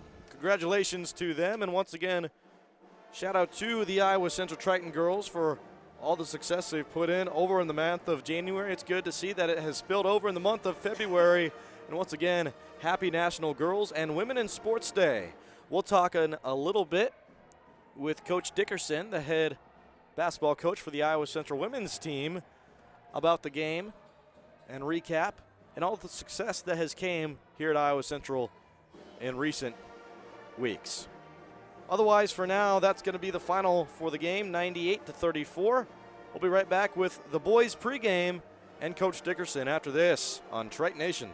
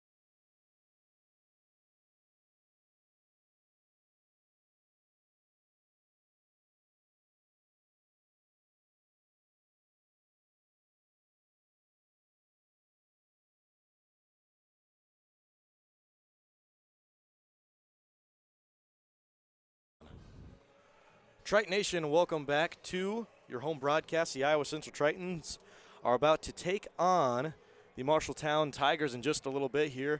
The girls' game got to a close just a moment ago. That final score, 98-35. I brought up in the Crow's Nest with me, Coach Dickerson, the head basketball coach of the Iowa Central women's team. Coach, thank you for joining me for the broadcast today. Of course, thank you. Certainly, yeah, it's been a while, and I've been really meaning to talk to you once again about these Triton girls because they have been so successful all throughout the month of January. Started off February super strong. We're going to start talking about that, the game tonight against Marshalltown. Now, heading into the contest, I want to know your game plan because Marshalltown 0-16 on the season. Currently, at the time before the game, the Tritons with a 12-9 overall record, 5-5 in conference play. So you can see how one side is definitely one-sided, right? Especially being at home. Yep. So instead of just picking up the W, what was the game plan and what were the goals for tonight, Coach? So the game plan was focus on using this game to prep us for DMAC. DMAC is a little bit more evenly matched to us on paper, statistics-wise, and they're going to run some man-to-man. They're going to run some zone against us on Saturday. So I challenged the team with both Ellsworth and Marshalltown. You know, both schools, I have to give them credit. They're working with depleted rosters. Both teams have gone through injuries that have kind of reduced their roster size. So I told the kids three keys to the game. We have 3 keys every game. One was ball security. Today was our lowest turnover margin in a while. We only had 15, which was great as a team. Second was attacking them at the rim. Just, again, if you know they're running zone defense, it's easy to shoot a lot of outside shots. So I said, can we challenge ourselves to get to the rim more, earn some free throw opportunities for the team? And then the last part was just, again, defending middle drives. You know, both teams were similar in that they have a lot of guards instead of true forwards. So it puts an emphasis on us. Can we actually stay in front of the ball, play some solid on-ball defense? Certainly. I got to give props to you and your coaching staff and the rest of the Iowa Central Triton girls because you guys were aggressive straight from the get-go. I can see where teams in your position, especially being at home, kind of taking not a night off, but kind of sitting back and chillaxing, letting things fall on their own pace. But no, you guys spearheaded all the way through the quarter and were attacking all throughout the game. Really impressive numbers. I had 4 different basketball players tonight finish with double digits in points. Once again, the final score was 98-34. Really impressive night. Among those girls, Aaliyah Palmer, Caitlin Tendall, Maggie Godfrey, and I also had Emma Sherrick finish with double digits in points. Could you just talk about the offensive scoring tonight and why it worked so well? Yeah, you know, I think sometimes we were conditioned to shooting a lot of threes against the zone. But with our 5-out offense against it, I think the players did a much better job of moving the ball from side to side. We talked about after Monday's game, can we work harder in games? We're not a great road team right now. We're about 500 on the road. But here at home, we're 10-2 now. So again, I kind of challenged them. Can you guys be more aggressive from the beginning of the game? So I think today, the team as a whole looked to play more aggressively in the first half. They moved the ball better. I thought, you know, we were finding some open post players. We had some better shot selection overall. I didn't really feel like we forced as many shots as maybe we've done in previous games, whether that was home or on the road. Y'all drew a lot of fouls as well tonight. And what impressed me as well is you did so well at the free throw line tonight. Yeah. Multiple times, multiple sinks, again and again and again, especially from girls who have struggled a little bit at the free throw line. You know, we saw 100% tonight from Elise Ball at the free throw line. We saw Maggie Godfrey sink her first 6 straight free throws, and then she missed like her last 2 and then made, I think, another one. But she's someone who is just shooting at a 52% at the free throw line this season. Those are just 2 examples of a few in the mix there, Coach. Why were you guys so good at the line, you suppose? So that's actually a good question. I have struggled all season long with how do you practice free throws because I've talked to some D1 coaches that I know, D2, and it seems like none of us are willing to put it into practice. Okay. So what we've done lately is we form shoot every day before practice. We go into partner shooting or Ray Allen shooting, and then I end with free throws. So before they do their actual team stretch before practice, I give them a number of free throws that I want them to make, not just shoot. So I think maybe that's just helped them. We've done more conditioning as of late, especially after Christmas break, and I think, you know, Emily Tice was the one that brought it up. She's like, you know, Coach, I feel like I can make my free throws now because I'm not as winded. But a big part of that has been doing extra conditioning, which they don't love. Yeah, of course. Who does? Again, you know, I think it just helps them keep their legs under them better and then shooting those extra reps before practice actually starts. You said something that stuck out to me right away with that last answer, Coach, and that's Ray Allen shooting. What do you mean by that? So Ray Allen's one of the best shooters in the NBA. My favorite player is Dirk Nowitzki, though, so Oh, there I'm you a little go. bit biased. But with Ray Allen, basically they have a partner and a ball. They take 5-spot shooting, basically. They shoot and keep backing up until they get to the three-point line. Prior to this, I just felt like there are some days we would warm up really well, then there are some days some people would kind of show up kind of late, a little bit later than normal, just throw up a couple of quick shots and then want to get out and stretch. And so it's keeping them into that shooting motion, so they're consistently doing the same shooting motion, getting more quality reps. And then, of course, they're still working on passing, rebounding for each other. But I think it gets them into a better rhythm. They actually start to visualize what's going to happen before we start practice. Sounds good. Hey, Coach, once again, final score tonight, 98-35. If you're just joining us, Coach Dickerson, the head basketball coach for the women's team on the Iowa Central side, is with us for the pregame report for the men's tonight. Also a part of the High V Coaches Corner, which I'll certainly add to the show. I would also like to ask you just about the success so far. In this portion of the season, starting off 2023, saw 2 losses, first against Northeast Community College, then DMAC, who will be seeing next. But then since then, we've seen win after win after win. Now we're on a 5-game winning streak. Iowa Western was a huge one to start that on January 14th, 76-68. Siston Wapton, the next one, 70-39. Northeast Community College, 92-86. Ellsworth on January 30th, 67-46, and now tonight, 98-34. Not only do the girls look just phenomenal on the floor, but they look like they're having a lot of fun. Could you talk about the improvements so far on the season about that? I want to give credit to Coach Kelly Kruger. He was my first head coach that hired me at Iowa Central 5 years ago. After the loss at DMAC, I called him for help, and I just said, hey, I know we have potential. I know we have talent. That's why these young women are here. And he told me to take a step back. He said, why don't you have a sit-down team meeting with your team and ask them. Because I honestly was wondering, am I giving them too much information on scouts? Are our sets too complex? But initially when I came up with the offense for this season, I was looking at our personnel. Tara Vanderveer, she's the head coach for Stanford Women. She's someone that I admire because she's never afraid to change her offense or her defense based on that year's personnel. So I want to give credit to Coach Kruger. I had a great team meeting with the team. We met after practice, and I asked them, give me the truth. How do you feel about our offense? What do you think about our scouting reports? Are we giving you too much? And the players said, yeah, Coach, we want to streamline some things. I won't change much on defense. I'm a defensive-minded coach, so they know that. Like, we're not going to negotiate our defensive tendencies. But ever since then, I think hearing the players' voices come back to me, again, I'm a first-time ever head coach. I don't want to assume that I know everything. And I think I want our kids to continuously learn through their playing career, so I think I have to learn it throughout my coaching career. But yeah, it's been good. We also had some pretty good success after Iowa Western with our schedule. I mean, we had to fight tooth and nail for Northeast. Few too many turnovers in that game to send us to triple overtime, which I hope will never, ever happen again. Oh, my goodness. But yeah, it was great. That what was a game. The first time I think our team really fought hard. I think they fought harder in that game than they did against Iowa Western. And then again, Ellsworth and Marshalltown, I feel bad for them. They have some depleted rosters, but the kids kept their heads on straight, focused on our execution. Moving forward, I would like to continue to ask you about just kind of everything in general about that. You talked about the success. You talked about the team meeting and the success coming off the team meeting. I got to give you props, and I got to give the girls props because that shows a lot of maturity to me, especially as a first-year head coach to be able to kind of say, hold on, pump the brakes, bring that coach. So also shout out Coach Kruger. Is that who you said? Coach Kruger. Shout out to Coach Kruger there. But from the girls, after that team meeting, is there anyone that particularly stuck out that has changed either the complete way they played or their complete mindset or maturity on the floor or outside the floor? I would honestly say Tessa Grooms.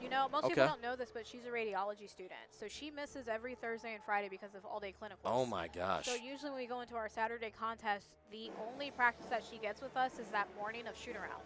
So that gives her about 45 minutes with the team. We walk through our sets, how we're going to defend things one last time. And, she's never been a super vocal leader, but her energy just kind of changed. She kind of realized, hey, I have a few more games left. She's going to be here next year for radiology only. And I think she's kind of realized, hey, my time on the court's going to end. I want to have some fun. I want to make memories with these young ladies, and she's done a great job of it.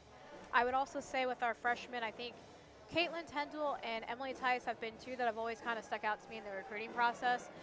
Both are coming from really well-coached programs, Coach Martindale at Esterville and then Coach Bart over at Clear Lake. In my opinion, those are two really strong high school coaches for girls basketball in the state.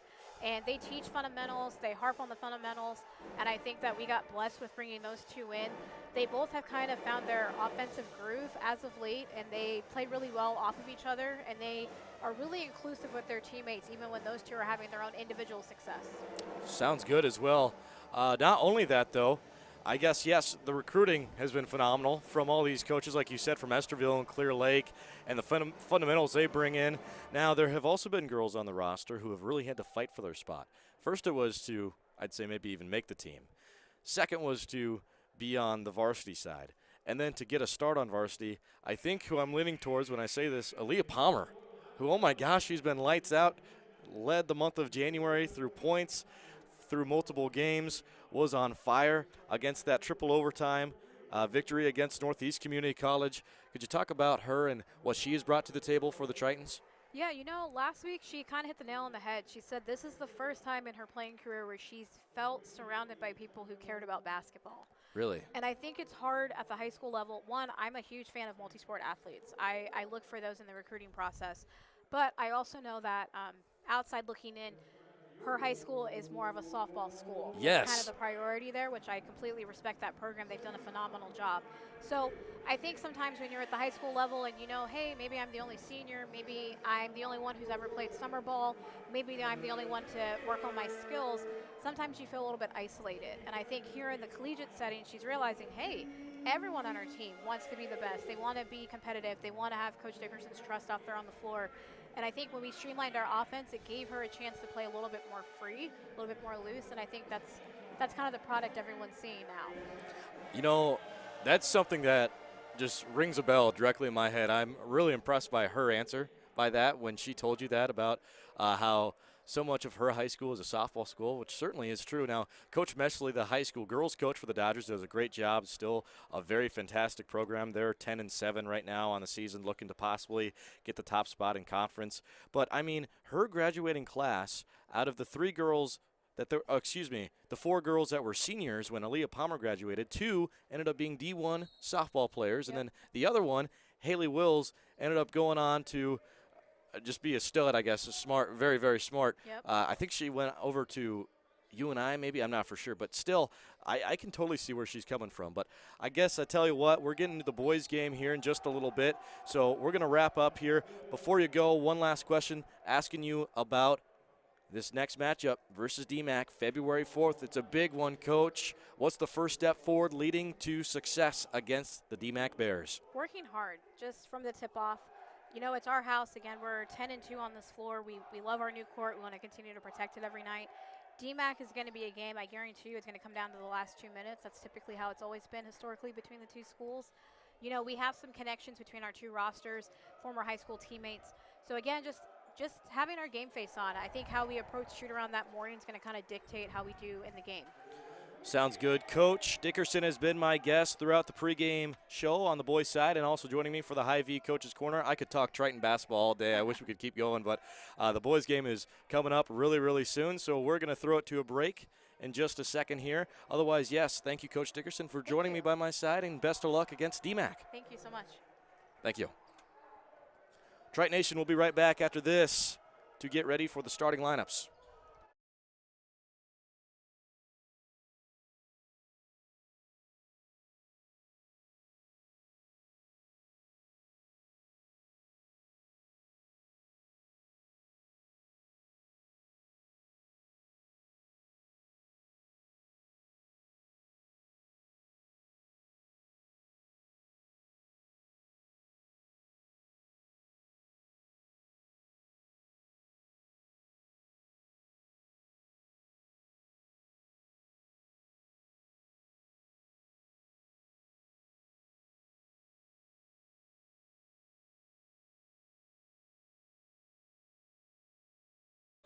Triton Nation starting a minute and 45 seconds into this broadcast. I apologize there, went a little late.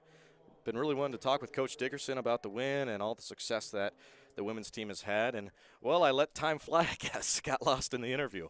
Hey, back to it, though, beginning for the men's matchup tonight. The Iowa Central Triton men's, of course, are taking on the Marshalltown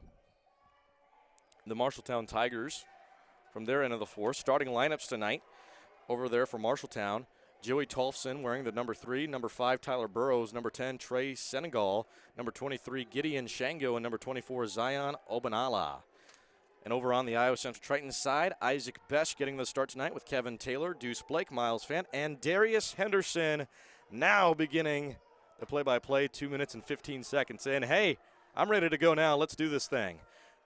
Currently the score, I have 3-4 in favor of the Tigers. There's a missed shot there by Besh. Besh, I saw him earlier. He sunk a three-pointer. He has the only basket so far for the Tritons there. Really nice shot. It was deep along the wing. And I think that was the moment I noticed, oh, wow, I've ran a little too long with this interview. Back to it here. Here's Trey Senegal, who has a Euro step inside and gets the finish. The other 4 points came from Zion Obanala, both of them inside. And a missed shot straight away, and Marshalltown gets it back. Here is Tyler Burrows.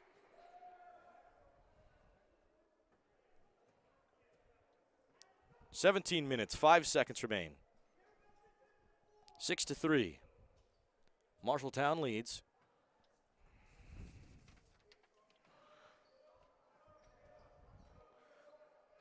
Heading into the game tonight, the Iowa Central Triton men's team is 10-11 on the season, 4-6 in conference play.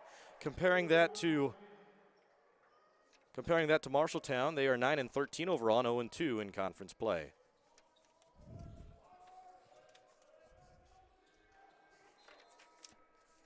Just saw another basket there just a moment ago. Saw a score there for the number 20, Miles Fant.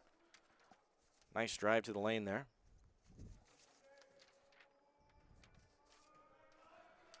5-8 score, Tritons down by 3. Here we go. Look for the lob pass inside, finding for Obanala. Obanala with a nice backcourt cut, finding the number 10, Trey Senegal, who scores. That's also the first assist of the night. Awarded for Obanala. The kick to the corner. Besh for 3, straight from the gun is good. Give the assist there to Deuce Blake. And the three-point bomb from Isaac Besh in the corner. We're tied up at 8 with 16 minutes to play in the first half. Yes, if you're coming over from the girls' game tonight, did not know, we play by halves at the NJCAA level for the men's. As we get to it here, nice offensive rebound, a putback. One thing Marshalltown definitely has the edge over the Tritons with is size. Look for that to be a factor all game long. Just saw an offensive rebound by Gideon Shango, who put it back up and in for the second chance opportunity. 10-8, Tritons down by 2. Here they are on offense.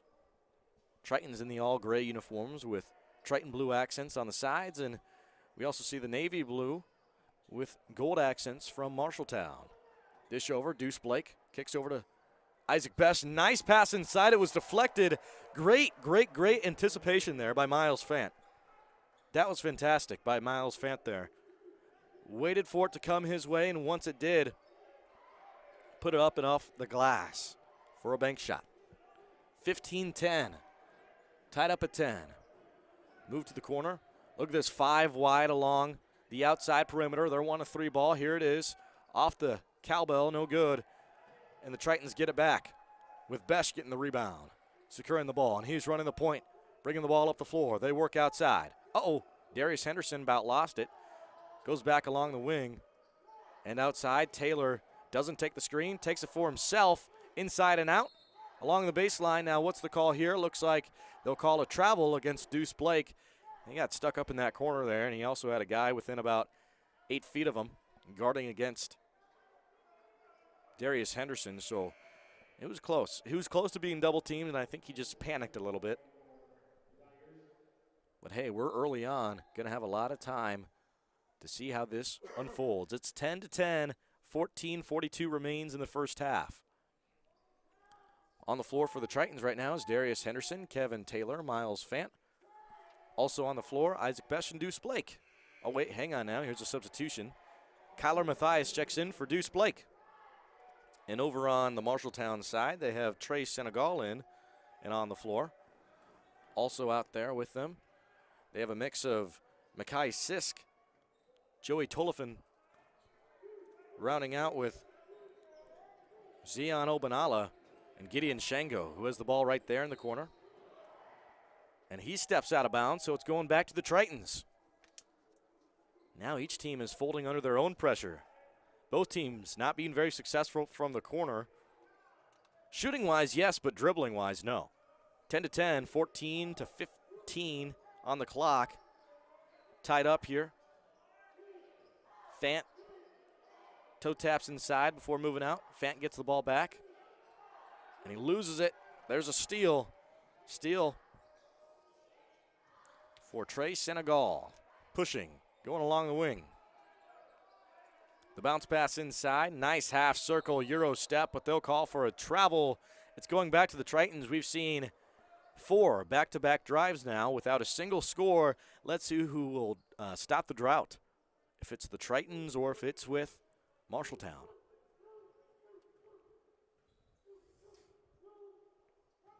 Up the floor, looking right, taking right. The bite, inside and out. Here's a deep 3, no good for Bash. Brings them to 2 and 3 on the floor. All attempts have been 3-point shots. And now between the legs of Senegal and going out of bounds. So still in a drought here. That extends to 5 back-to-back plays on each side without a score. Moving backwards, here's Matthias now. He got 2 guys at his hip before guarding and clearing for Kevin Taylor. Here's Darius Henderson. From the elbow, it's good for 3. 13-10. She can give KT the assist on the last one. 13-10, 14:05 on the clock. It looked like the ball just went above the head of Matthias and out of bounds. I don't know if that was miscommunication or possibly just a poor pass. First sub in for the day. Since getting the start, Joey Tolfson checks back in. Haven't seen him since about the 19-minute marker when he took a big spill. He's on the floor now, wearing the number 3. Move inside, Fant with a finger roll layup right over the head of Shango. Leads the Tritons with Isaac Besh. Both of them have 6 total points. It's 15-10. Tritons lead. Stutter inside, back step. Behind the back dribble move, and now working over for Sisk. Sisk hits the baseline. And here's the kick, 6-3, nothing there. Off the side of the backboard, rebound by the guy who was on defense, Darius Henderson. Taylor with a crossover inside, drive. They say foul, but no shot off. Foul, but no shot off. Triton's going to keep it in Marshalltown territory. 12 minutes, 20 seconds remain. Still looking for the first score from Kevin Taylor. Wow, usually don't go near 10 minutes without seeing a score. Well, 12:20 remains in the first half. We may get there. Break it, break it, break it. Oh, there you go. The broadcaster's jinx got it in favor of the Tritons. Kevin Taylor scores from the corner, and the Tritons score 8 unanswered. 18-10. Let's take a break and be back with more Triton basketball after this on Triton Nation.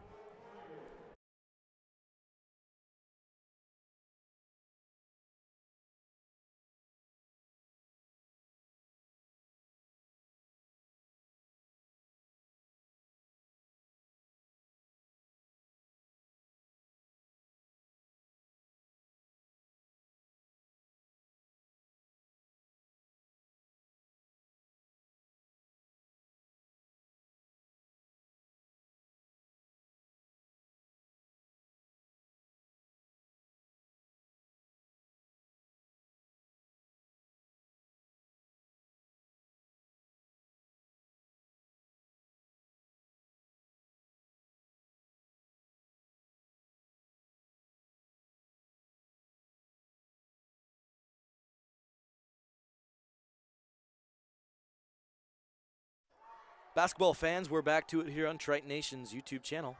Tritons have recently scored 8 points unanswered, 18-10. Within the past 7 drives, these Marshalltown Tigers have been scoreless. There's a jump ball now. Nearly looked like a travel, but they say that kept possession here with some contact, so it'll stay with Marshalltown. Here comes the inbound pass. Marshalltown needs a spark plug of some sort. They're looking to get frustrated on the floor. That's no good for them.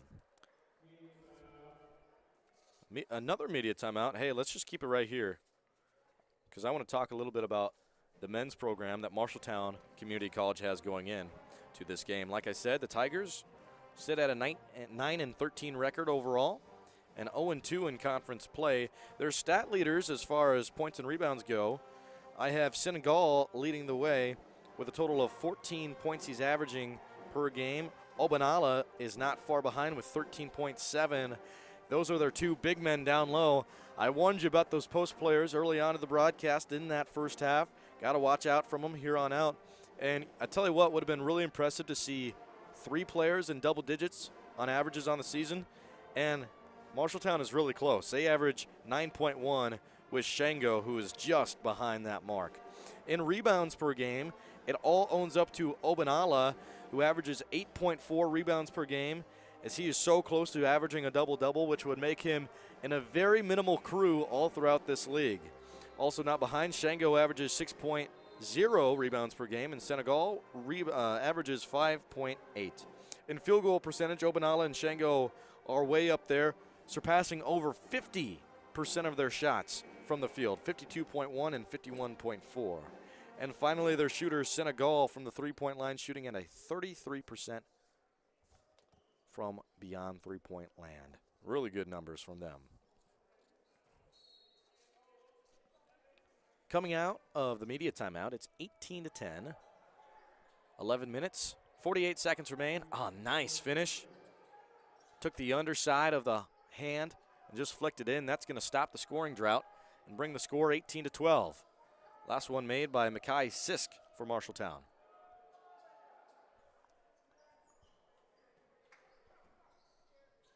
Back up the floor, Marshalltown has it here. Sisk, who just scored, will hit the baseline before backstepping. Backwards. Marshalltown has it.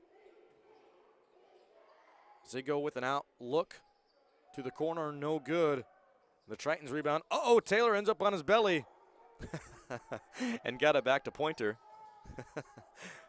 There you go, Taylor. He's an athletic cat, man. He can do it all on the floor.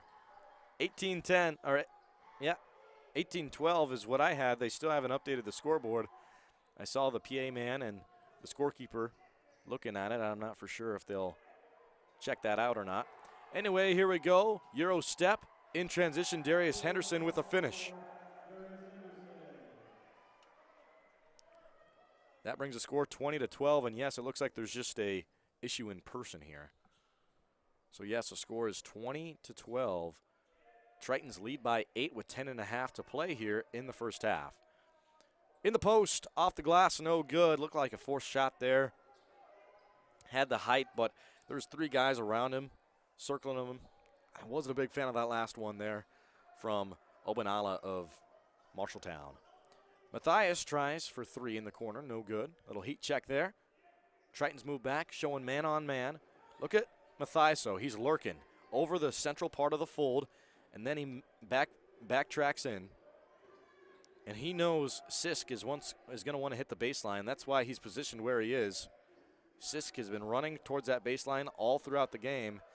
And he tries a 3 there. Uncomfortable spot for him on the floor as he'll miss it. Here's Taylor for 3. Ends up going a little long off the teeth of the rim. Oh, man, body's on the floor. All guys get up. Looks like they're okay. Here's the pass inside. Line drive, that's high. And now a charge. Offensive foul called against the 23. Gideon Shango. It's going back to the Tritons. It's 20-12 in this first quarter. 9 minutes and 31 seconds remain in the first half.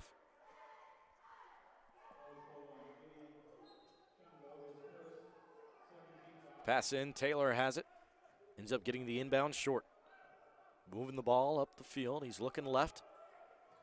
Calling the shots. He'll move back over towards Deuce Blake. Deuce Blake back over to Taylor, who's into the deep shoulder.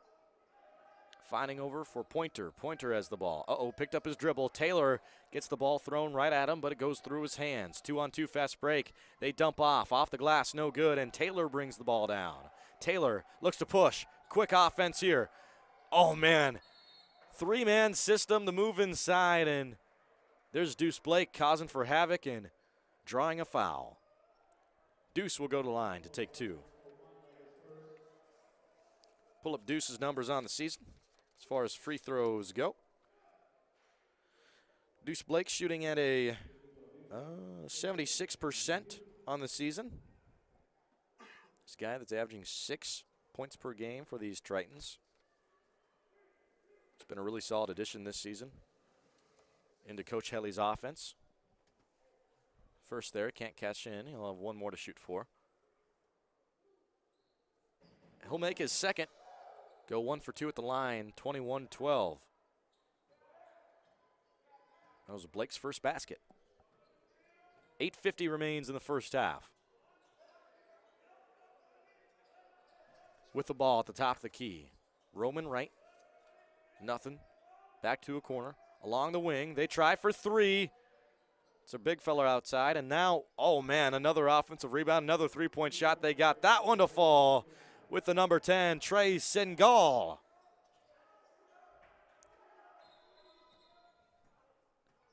(21-15) now. Hang on now, they call the whistle.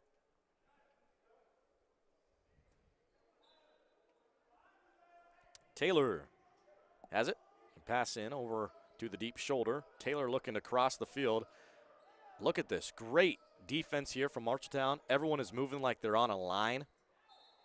Like they're all connected together. And that's what caused for the ball to be deflected out of bounds. And that stuff burns, man. Tritons going to have to deal with that all game long. Here comes the inbound pass. Now, the Triton girls did so well coming off the inbound pass, going straight to the hoop. Let's see the game plan for the Tritons here. So far, spread out in a rainbow outside the perimeter. Fant gets the ball, goes to the corner. Pointer has it now. Over to Blake. Blake loses it. Steal. I'm going to give the steal to the 10, Singal, as he has the ball now along the wing looking to reward him. Bounce pass between the legs of Pointer. Got a man to jump. Back outside. Step back. Nothing there. Now poking the bear. Floater alert. A foul is drawn, and going to the line to take him is number 5, Tyler Burrows, who stays flat on the scoreboard yet to get his first stat of the night. So we have 7 minutes and 49 seconds remaining in this first half. It's 21-15. There's Burrows first. It's good.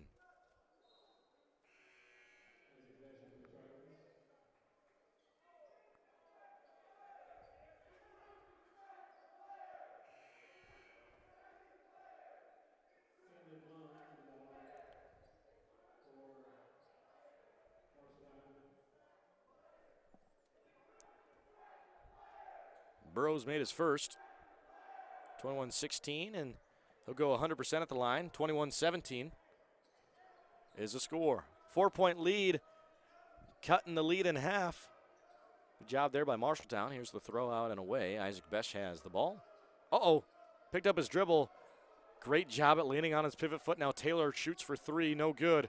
Look at the high jump from Besh. By no means is he a tall guy on the floor. Oh my goodness. Big alley-oop. Big alley-oop. There's Ziano Banala with a slam dunk. Assisted there by the number 5, Tyler Burrows. Now a quick score and some change for the Tritons. Donovan Pointer scores. It's 23-19 now. But as I was saying about Besh, man, he's not the tallest guy on the floor, but he's got hops. You hear about sneaky speed, he's got sneaky hops. 23-19. Here's a pass to the corner for 3. Off the front end of the rim, and rebounded for the offense. Another 3-point try. Head of the base, no good, off the cowbell. And Besh brings in the rebound now. Here we go, Tritons. Let's see how they switch up their offense here. As their defense has started to struggle to get some rebounds. Here's a zone. As they move all within about 5 feet within each other, and they cause for a miss, driving inside with Taylor. 6:20 remains. Shot up near the free throw line, no good. And Taylor gets the rebound off the first go. And boy, for a second there, it looked like he about lost it going out of bounds. 23-19, a close one here, and the Tritons lead with 6:05 remaining in the first half. Here's Taylor with the inside drive. Score by Miles Fant, leading the way with 8 total points. 25-19. Up the floor.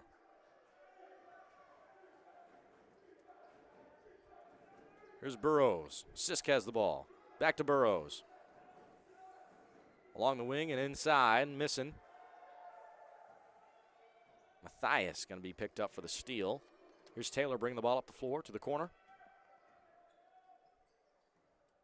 Top of key.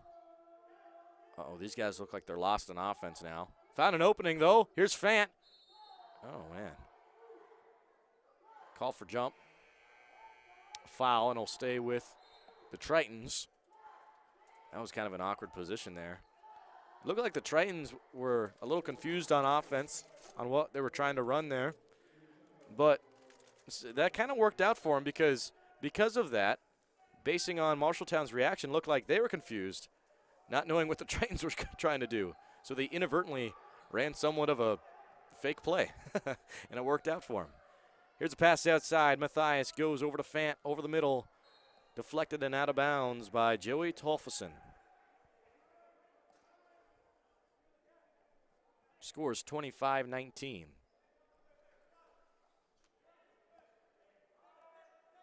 Fans of the NJCAA, if you don't know, all Triton home games, meets, whatever you have it here, is broadcasted live here on Triton Nation's YouTube channel, and I'll be joining you for most, if not all, of the conference games all throughout the winter sports season. Kevin Taylor to the corner. Here's Matthias for 3. No good, and Fant gets the offensive board and puts it up and in. This is the best game Fant has had so far from my perspective. He's going off. He has 10 total points. And he also has 2 offensive rebounds and a steal. Inside, Sisk bounces back out just short there from a bounce. Foot out of bounds, but was it before or after the foul? What was first? They're saying the foul was first. They're saying the foul was first. Called against Isaac Best. That's his first personal foul. Deep 3. Look at this one. Quite long there. Sengal misses. 27-19. To the wing. Taylor now with it. Taylor looking. Uh-oh, double team sent on. Did a good job at evaluating the defense and passing right out of the double team. Here's Darius Henderson outside. Matthias shoots. Nice step in. And he can't cash.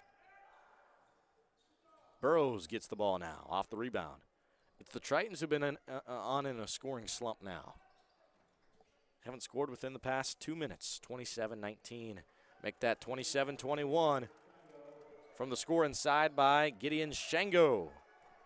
Right up and over the head of that Triton front court. Taylor has it. Look at that line drive pass inside. They're going to call for a goaltend. Doesn't matter. Darius Henderson sunk it anyway. That was sweet.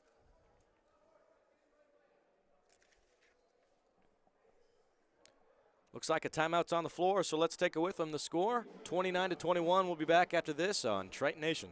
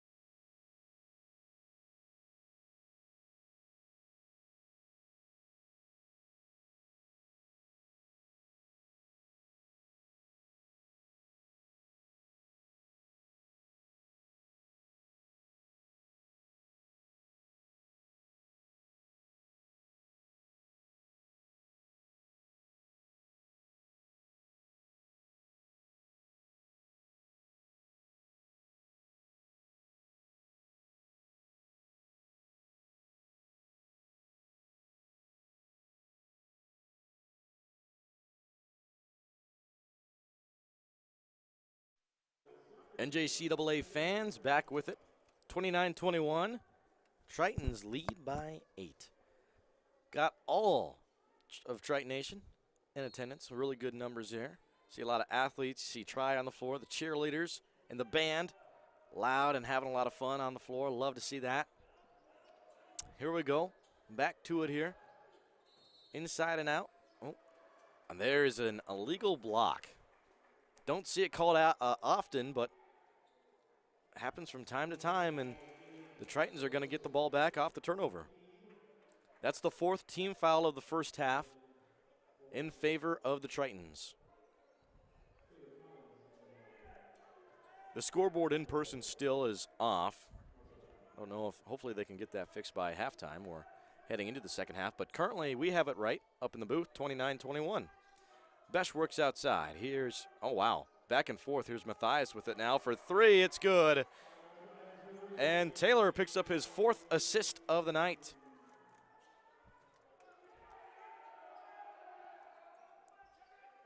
That was Matthias' first field goal. There's a kick out. Looks like a new player, yes. Caleb Collins checks in for the Tigers. Oh, over and back. You got it. Over and back. Called against Marshalltown's Trace and Gall. Can't do that. That's the chant you hear.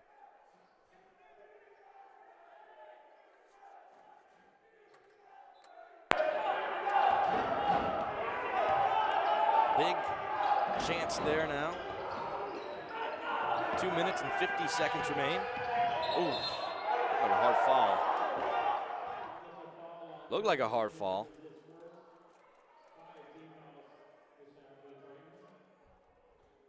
That's the 5th team foul against the Tritons now. So Tritons have 4 on their side, 5 going against them, and there's still 2:45 to play in the first half. These guys might get some action of being in the bonus. 32-21. Here is Mackay Sisk with the ball. To the corner. Oh, got Taylor to jump, but they call for a travel. Oh, man. That's when you do your complete job and then you just don't finish. It's like putting in a 12-hour shift from day to dusk and then leaving and stepping in a puddle. That's bad. 32-21, off the glass. Looks like a foul. That'll be the 5th in favor of the Tritons. One more and they'll be shooting free throws. We'll be shooting free throws anyway with it being a shooting foul. Here is Miles Fant going to the line, leading the Tritons. He has a total of 12 points tonight, 2 offensive rebounds, and a steal. Fant's first.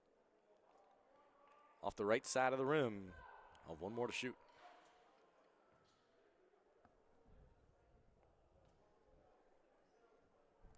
Fant's second. He'll miss that one too. Striking out at the line. Back to the action. This is Mackay Sisk with the ball. Matter of fact, that's Caleb Collins. Now they'll go over to Sisk. Sisk from the wing inside. And a steal for Matthias. 1:55 remaining. It's 32-21. Isaac Besh has the ball. Besh from Henderson in the corner. Tried for 3, and looks like Besh almost got a foul call, but nothing there. 1:45 remains now in this first half. Playing by 20-minute halves here. Dish outside to the corner. Nothing. Nothing.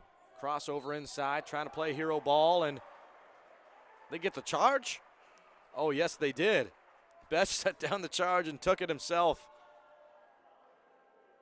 Oh, they're the soccer ball skills from Kevin Taylor.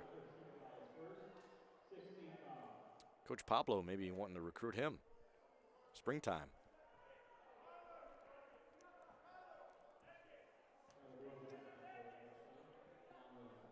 (32-21) to the corner they go. Matthias picks up his dribble, works out for Besh. Besh moves left. Here's Taylor in the post. Taylor.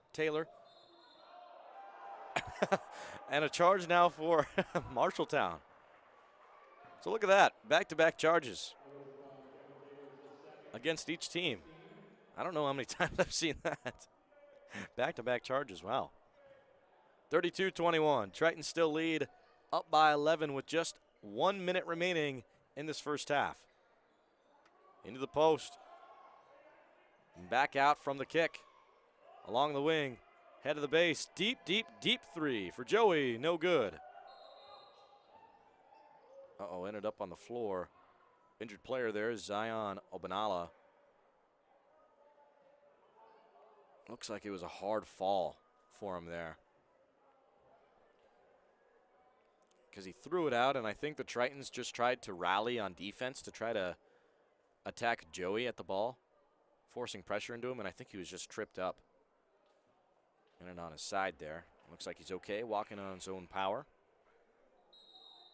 And he even stays on the floor, looks like, right? Well, I guess we're not going to know because we'll see a timeout.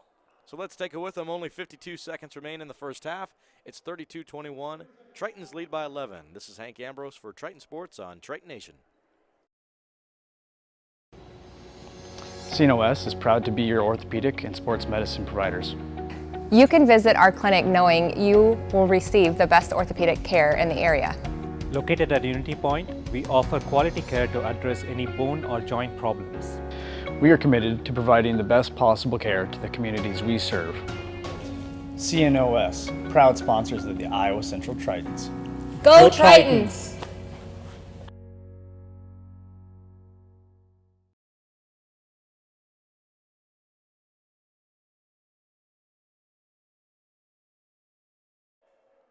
NJCAA fans, this is ICAC basketball. The Iowa Central Tritons are taking on the Marshalltown Tigers. Heading into the contest tonight, the Tritons are 10-11 on the season. Marshalltown is 9-13, but as far as conference play go, the Tritons are 4-6, and Marshalltown only playing 2 conference games up to this date. They're 0-2, looking for their first conference win. Tritons lead by 11. Here we go, moving forward. Shot goes up. Off the glass for Fant, misses, still battled around, still hot potato. And now a foul, jump ball, excuse me. Looks like Joey Tolfason won it for Marshalltown. Yes, they did. 32-21. Look at this, new Marshalltown Tiger in for the first time this game with only 21 seconds to go in the first half. Nikhil Sasher, who will roll the ball in. Triton just stay back, not applying the pressure. Matthias puts his toes on the half-court line, forcing Burrows to pick the ball up. Here he goes, milking down the clock, standing on the icy head, moving forward. 9 seconds, 7 seconds. This is Sasher. Back out to Burrows with 3 seconds. 2 inside dribble moves and a big shot. That's not gonna fall. The score after the first half, 32-21 in favor of the Iowa Central Tritons. We'll take a break and tally up the stats right after this. This is your home of Triton Sports on Triton Nation.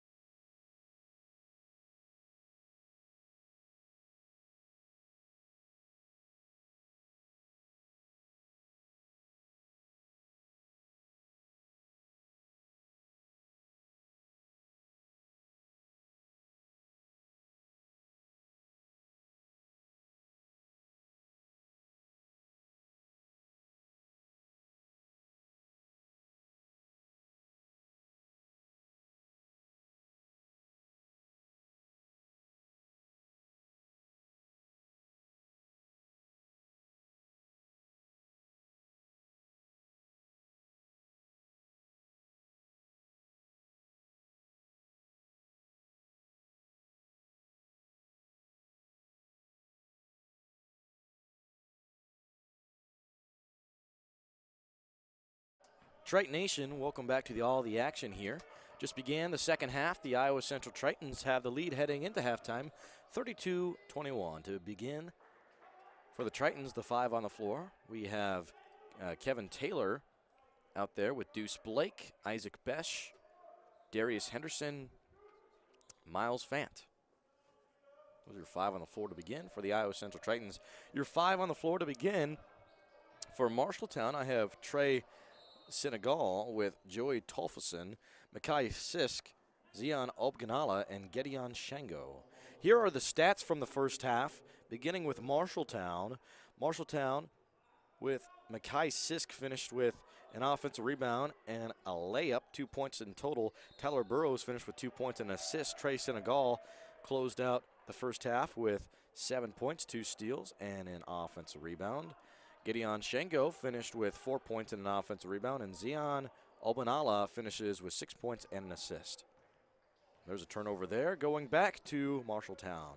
Now, before we get back to the play-by-play, here are the stats for the Tritons after the first half. Isaac Besh finished the first with 2 3-pointers, adding up to 6 points in total. Kyler Mathias finished with 3 points and 2 steals. Kevin Taylor finished with 3 points and 4 assists. Deuce Blake finishes with a point and an assist. Miles Fant finishes with 5 field goals. 10 total points, 2 offensive rebounds, and a steal. And then Donovan Pointer finishes with a 2-point basket.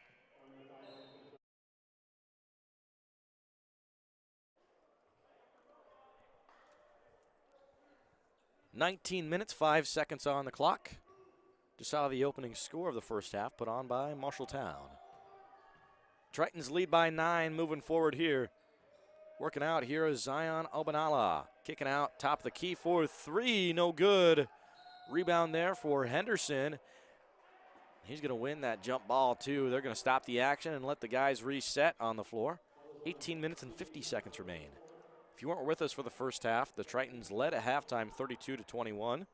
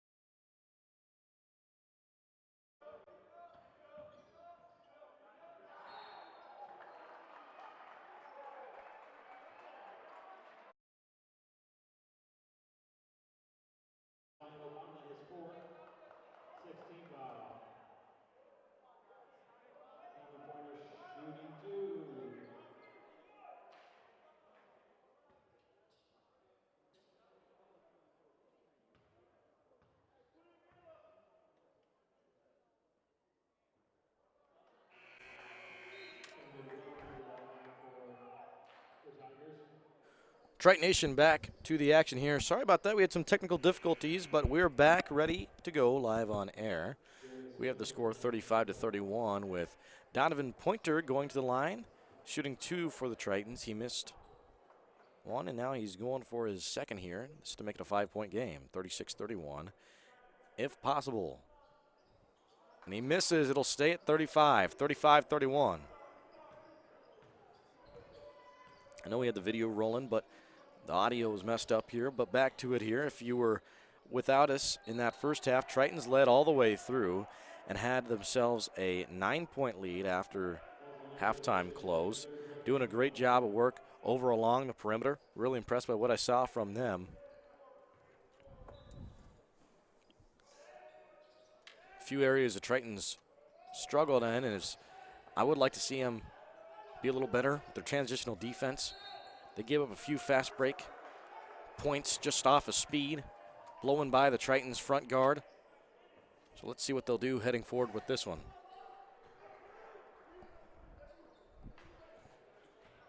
I have 37-31 for the score here.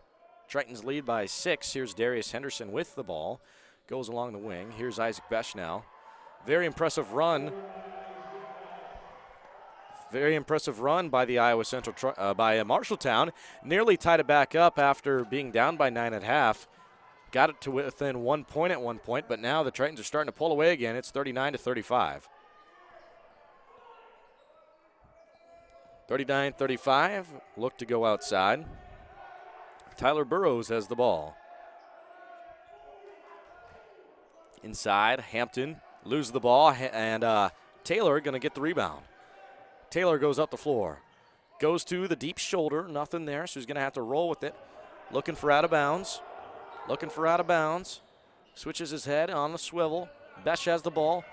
Roman over the center floor. Finding over now to the corner for 3. Henderson. It's good. Assisted by Kevin Taylor. That's assist number 5 of the night. 42-35.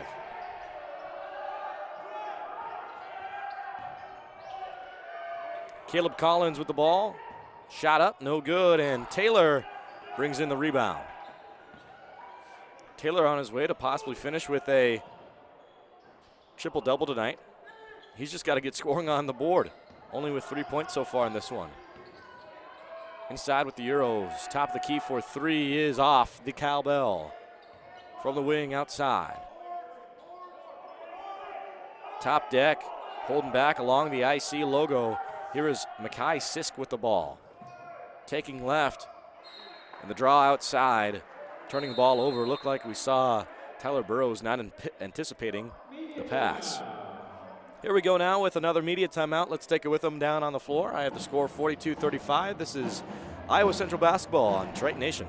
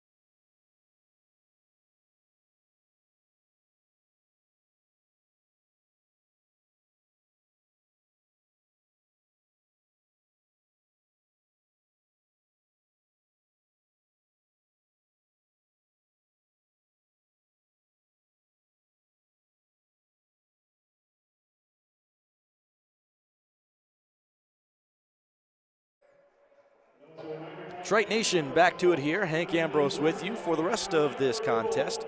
ICAC rivalry conference play. Tritons looking to bump up to 11-11 with a 500 record. Marshalltown looking to get their first conference win of the season.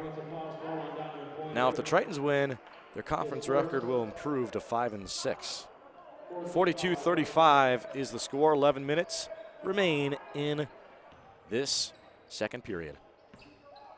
Outside and in. 2 outside handoffs lead to nothing at the top of the key. A screen is sent over. Look at all this offense surrounding for Burrows. He can't make anything of it, so he'll dish off. Here's Senegal going back from the wing.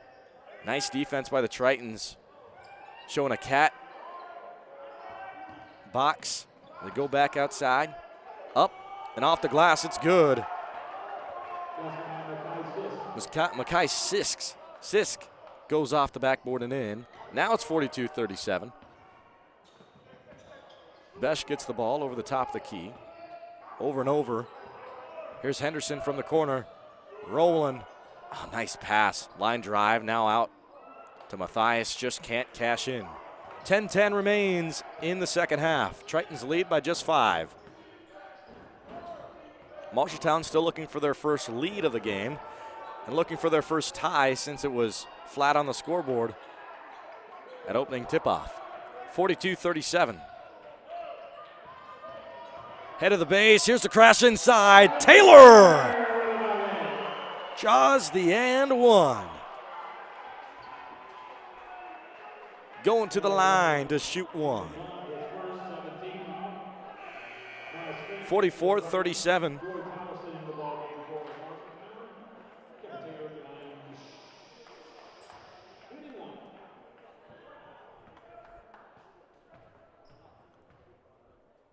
Go Taylor at the line. His first is good. That brings him up to 6 points tonight. It's 45-37.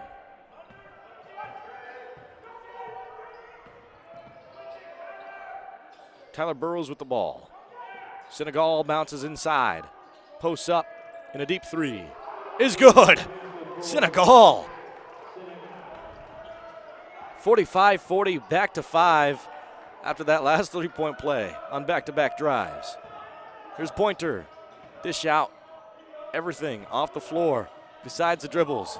Down low and ooh. Pass just a little low. Came in a little hot too from Besh. Goes out of bounds.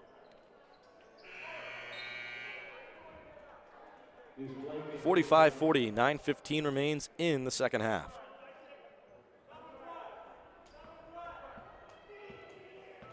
Tyler Burrows brings the ball up the floor, takes a screen, looks right. Oh man, nice step back, but just didn't take the shot. Try to get an assist from the corner. He will get the assist.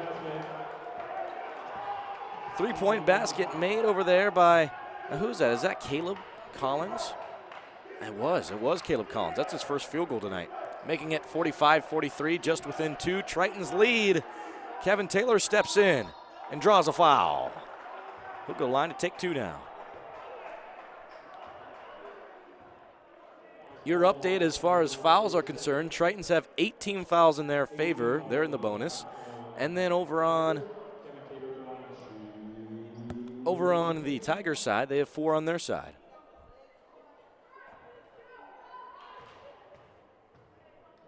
Taylor at the line. Here's his first. It goes through.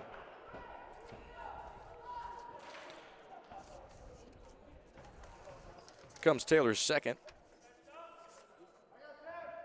Oh, and he's off on his second there. Kevin Taylor on the season shooting a 62.5 free throw percentage. And with that last one there, he's 2 for 3 on the night, making the and one and missed that one and made the other from the set. Now a steal. Going to give that one to Pointer. Looked like there was a few there. Pointer, I think, the first to touch it. Here's a deep 3. Taylor tries. Like the heat check going back to Marshalltown.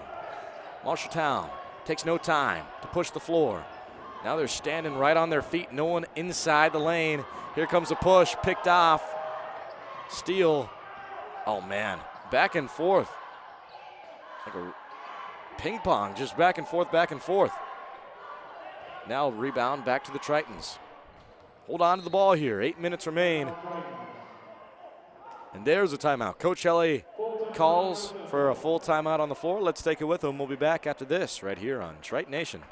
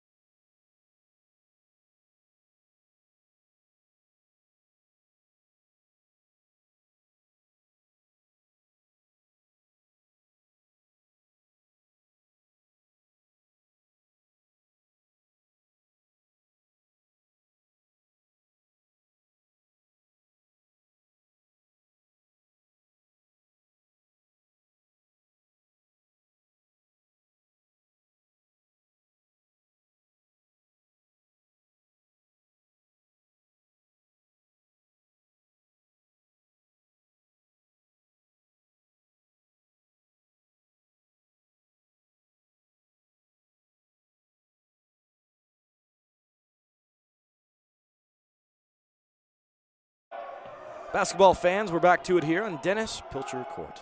Hank Ambrose with you. There's 7:45 remaining in this second half. Here are the Tritons with the ball, moving inside. Fant fakes a pass and takes it for himself. Blocked. Blocked by Shengo, Gideon Shengo. Big play there. This is to go ahead, could go for a tie here, or matter of fact, could even find a way to make it a one-score game. Into the post. They think they have a mismatch. Shengo misses. Off the bridge of the rim. 46-43. Taylor, ball. Up floor. Look at Besh here. You see that? Didn't really set a screen. He just kind of put his body in front. That's legal there. Oh, man. Near a pickpocket steal. Nice try there from Tolfson. Leads to an open man. Fant just can't finish. 6:55 to go. Senegal goes outside. He'll try for three now. Nothing there, and ooh, hard crash to the floor. Ended up with Besh on the floor. And they'll call for a foul. It's on the rebound. And that's going to allow Besh to go ahead and take some free throws. And that should be team foul number 10. Triton should be in the double bonus now, I believe. Yep.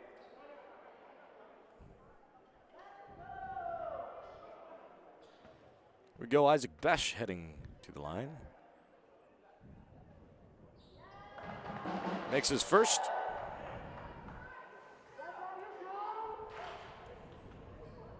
And one more to shoot.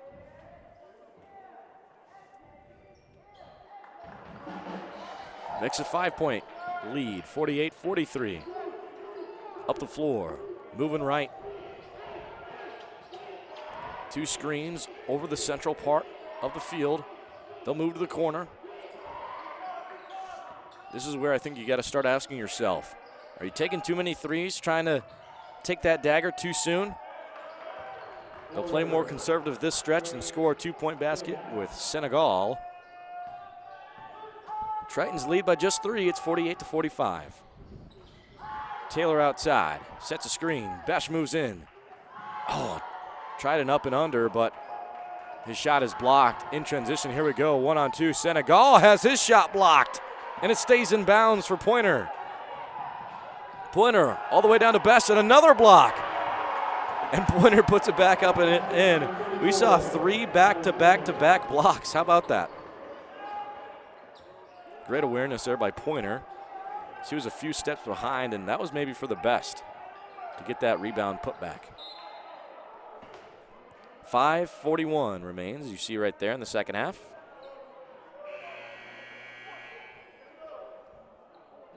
.17 on the shot clock. Marshalltown with the ball. Got some subs on the floor. For the Tritons, looks like a timeout called. Full timeout, Marshalltown. There's a full timeout called by Marshalltown. Let's just keep it right here for now, and let's go over some of the men's and what they've been up to recently. For the Iowa Central Triton men, recently throughout the month of January, they started away at Northeast Community College where they won 75-66. They then went on to take on Kirkwood Community College at home, beating them 83-78. That was on the 7th. Then their first loss of 2023 came on January 11th against DMAC 103-70.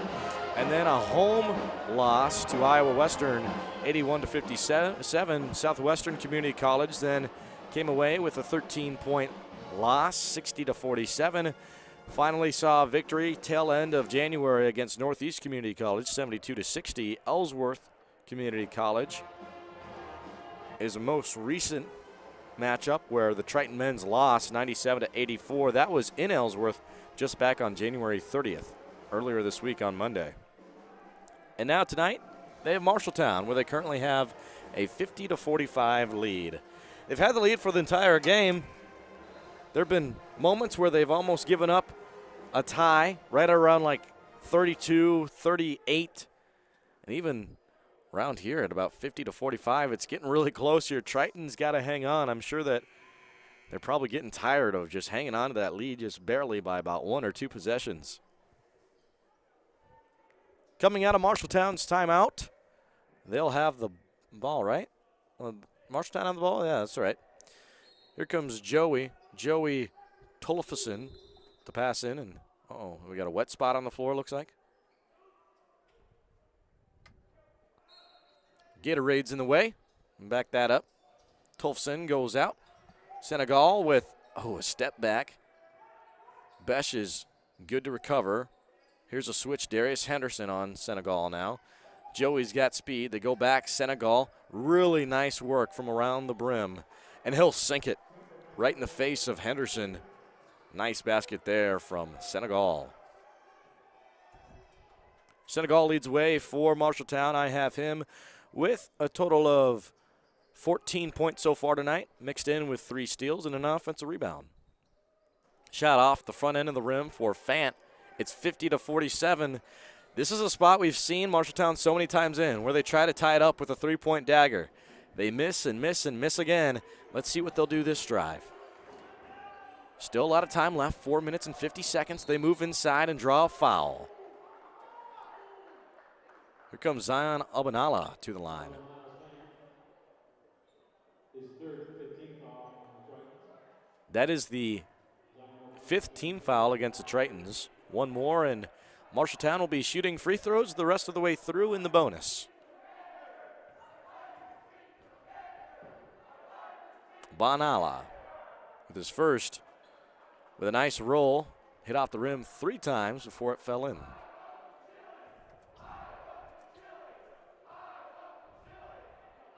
Banala coming up with his next free throw.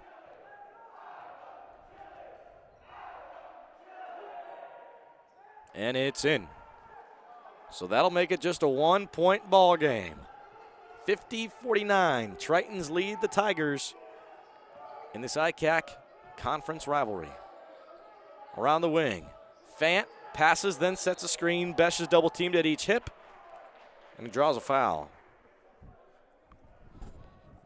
Marshalltown has their hands in the air.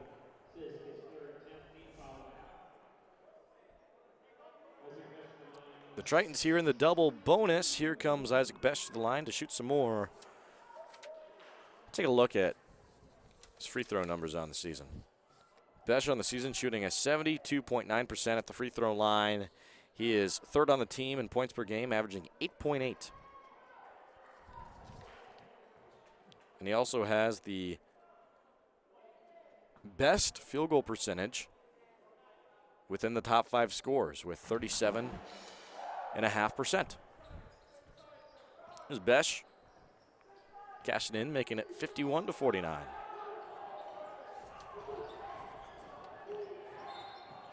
(51-49). Now it looks like the Tritons going to get the ball back after a kicked ball. That's right. Besh is to throw it in, standing right next to the half-court line. You can go back, you can go forward, but there you go. They go back. I was going to say, if you go forward, you can't go back after that. 51-49. Besh gets a guy to fall. Oh, a charge. And Triton Nation not proud of that one. Going the other way, back to the Tigers. 2-point game, 51-49. This is the first situation that it's been within exactly 2 points. We've seen a situation where it's been within 1, where it's been within 3. But here you go. Within 2 points, haven't seen this. Tritons trying to stand their ground. 4:05 on the clock. Here's a deep three. Missed. And a rebound by the Tritons. Fant is who picked it up. It goes outside. Besh has it. He'll switch fields. Taylor will take his time, crossing over half court, moving up.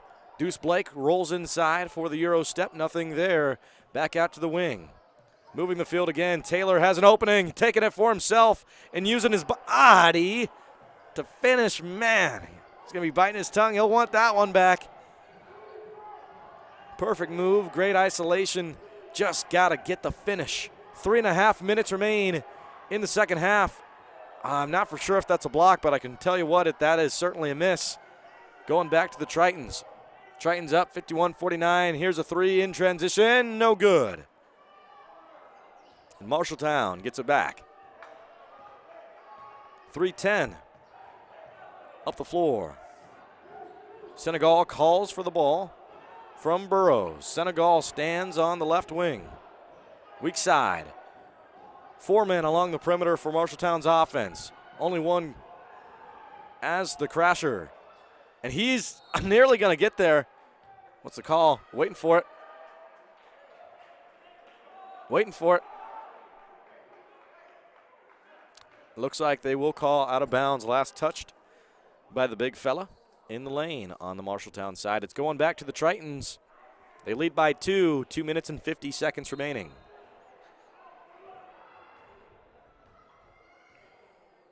This one win will put Iowa Central back at 500. Win that I believe they certainly need here to climb the hump. Nice backdoor cut. Came around swinging with Kevin Taylor. He'll draw a foul.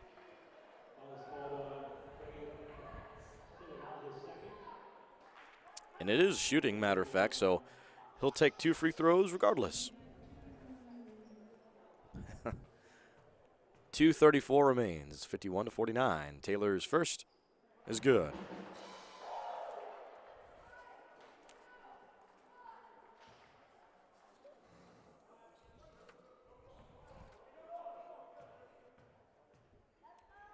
Taylor's next.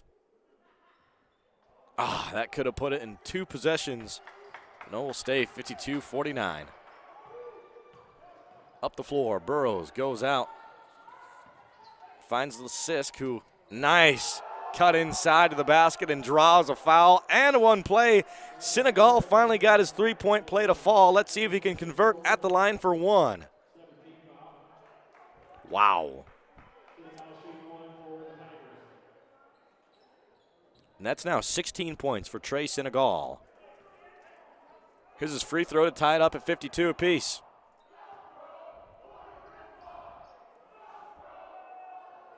Off the front end of the rim. Nice job by Taylor getting the rebound. Senegal was all over that, trying to crash in himself. Deuce Blake outside. Fant gets the ball. Disrupts the defense. Look at these guys sticking to a man-on-man, a zone. In the front court, though, as you see right there, looks like a switch. Oh, man, just had an opening for a second. I see where you would have forced a shot there, maybe. Long for Henderson, but I think I might have would have taken the chance. Ends up being a miss by Deuce Blake. It's 52-51. 1:45 remains. Triton Nation getting loud. Cheerleaders, band, try out there. All on their feet, cheering loud for the Tritons. Here's a three from the corner, no good. Taylor gets the rebound and draws a foul. He'll go to take 2. Triton fans love it. Marshalltown does not.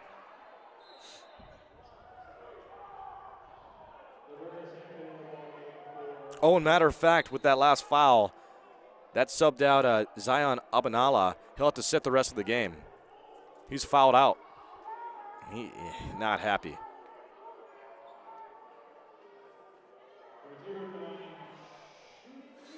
That's their primary big man. Top 3 scorer on the team for him.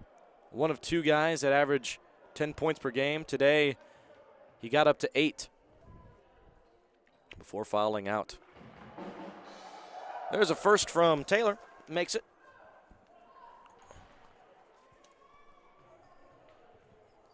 (53-51). Cashes in for a 3-point lead. Now Iowa Central will call for a full timeout. By the way, that last one there just put Taylor at 10 total points, and he is just 4 assists away from having a triple-double tonight. Let's take a timeout with Coach Helly. We'll be back after this on Triton Nation.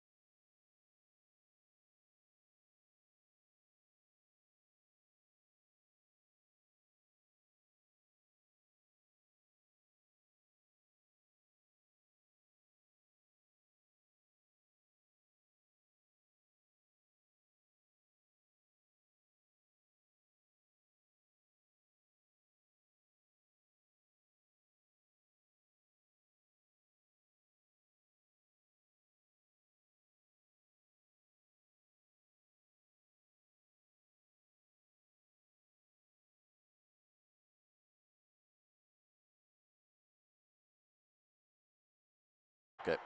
Triton Nation, back to it. Under 2 minutes to go, minute and a half actually. Tritons lead by 3, 54-51. This is to go into 2 possessions. Can't finish, but a putback slam. Who else but KT? That's the dagger the Tritons have needed late into the game. Finally got it to go. Kudos to Henderson, by the way, for picking up that steal. 56-51, the step back. Right in front of the rim, no good. Oh, look at that. Pickpocket steal, trying to be sneaky. The Tritons see it. Kevin Taylor with eyes in the back of his head. 50 seconds remain. 55-51. There's a reach-in foul now. Going to be called against Senegal. That's his 3rd personal. Now Taylor going to go to the line for the Tritons to shoot 2. Taylor has the last 6 points for the Tritons. This is to add on to that tally. 7. 7 in a row for Taylor. One more.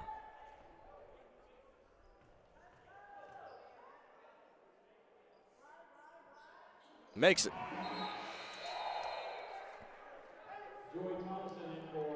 58-51. 48 seconds remain in the second half. Chewing down to the wire. Not much time left.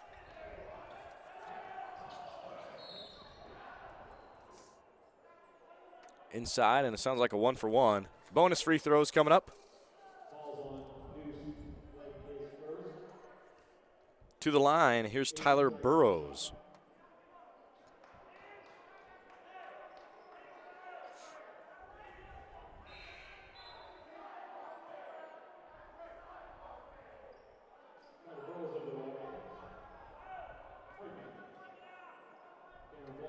There we go. Burrows makes his first of one more. One more to shoot.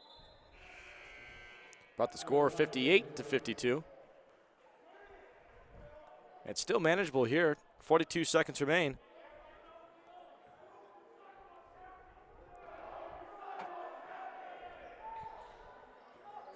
He cashes in on his second there now. 58-53, 5-point game for the Tritons. Tritons have been really good at the free throw line today, though, so I'd like to say that maybe it's not manageable. Kevin Taylor fouled again. He has an opportunity to score double digits in a row. Is that right? 9 in a row? No, I have 10. Yeah, 10 in a row for the Tritons. How about that? If he sinks both of these, he'll have that. A guy who had just 3 points heading into halftime. He's got the last 10 of the Tritons deep into the game. Well, hang on. I guess we're not there yet. That's 9. This could make it 10. 59-53. Before we get there, they're going to try to ice Kevin Taylor. How about we just go ahead and read off the stats we've seen so far in the contest. For Marshalltown, Mekhi Sisk so far in this one has 4 points and an offensive rebound. Tyler Burrows has 4 points and 2 assists. Trey Senegal, he so far has 16 points, 2 steals and an offensive rebound. Gideon Shango has 7 points and an offensive rebound. However, no, excuse me. Yeah, that's right. Zion Obanala, he has 8 points and assist. He is fouled out. That's what I was going to say. Zion Obanala, he has fouled out, their primary post down low. And then Caleb Collins has a 3-point shot underway as well. And for the Iowa Central Tritons, Isaac Besh so far, he has 11 total points. Kyler Mathias, he has 6 and 2 steals. Kevin Taylor has, let's tally them up, a lot of free throws here. 1, 2, 3, 4, 5. I have 8 free throws, total of 15 points. He also has 6 assists on the night with a steal. Deuce Blake, he has a free throw, an assist, and a steal. Miles Fant, he has 10 points, 2 offensive rebounds, and 2 steals. Darius Henderson, I have him with 10 points and a steal. And Donovan Pointer, he himself has a block, a steal, and 4 points. Those are your stats up to date with Hank here with just 37 seconds to play in this ICAC rivalry. There's Kevin Taylor bouncing. It's official. Last 10 in a row for KT for the Triton side. Up the floor, here come the Tigers trying to score quickly. They don't get it to go, and they will foul. Look like Henderson, yeah, Henderson that time, which should stop Taylor's streak of scoring. 60-53 is a score.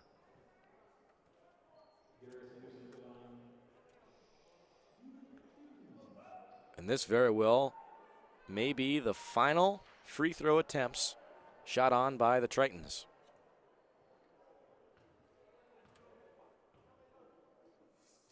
Here's the first. Oh, well, hang on here. Miles Fant misses his first. 7-point game. Really could be within 2 possessions if you make a 4-point play, but really 3 at best. Here's Fant's second. And he misses both of them.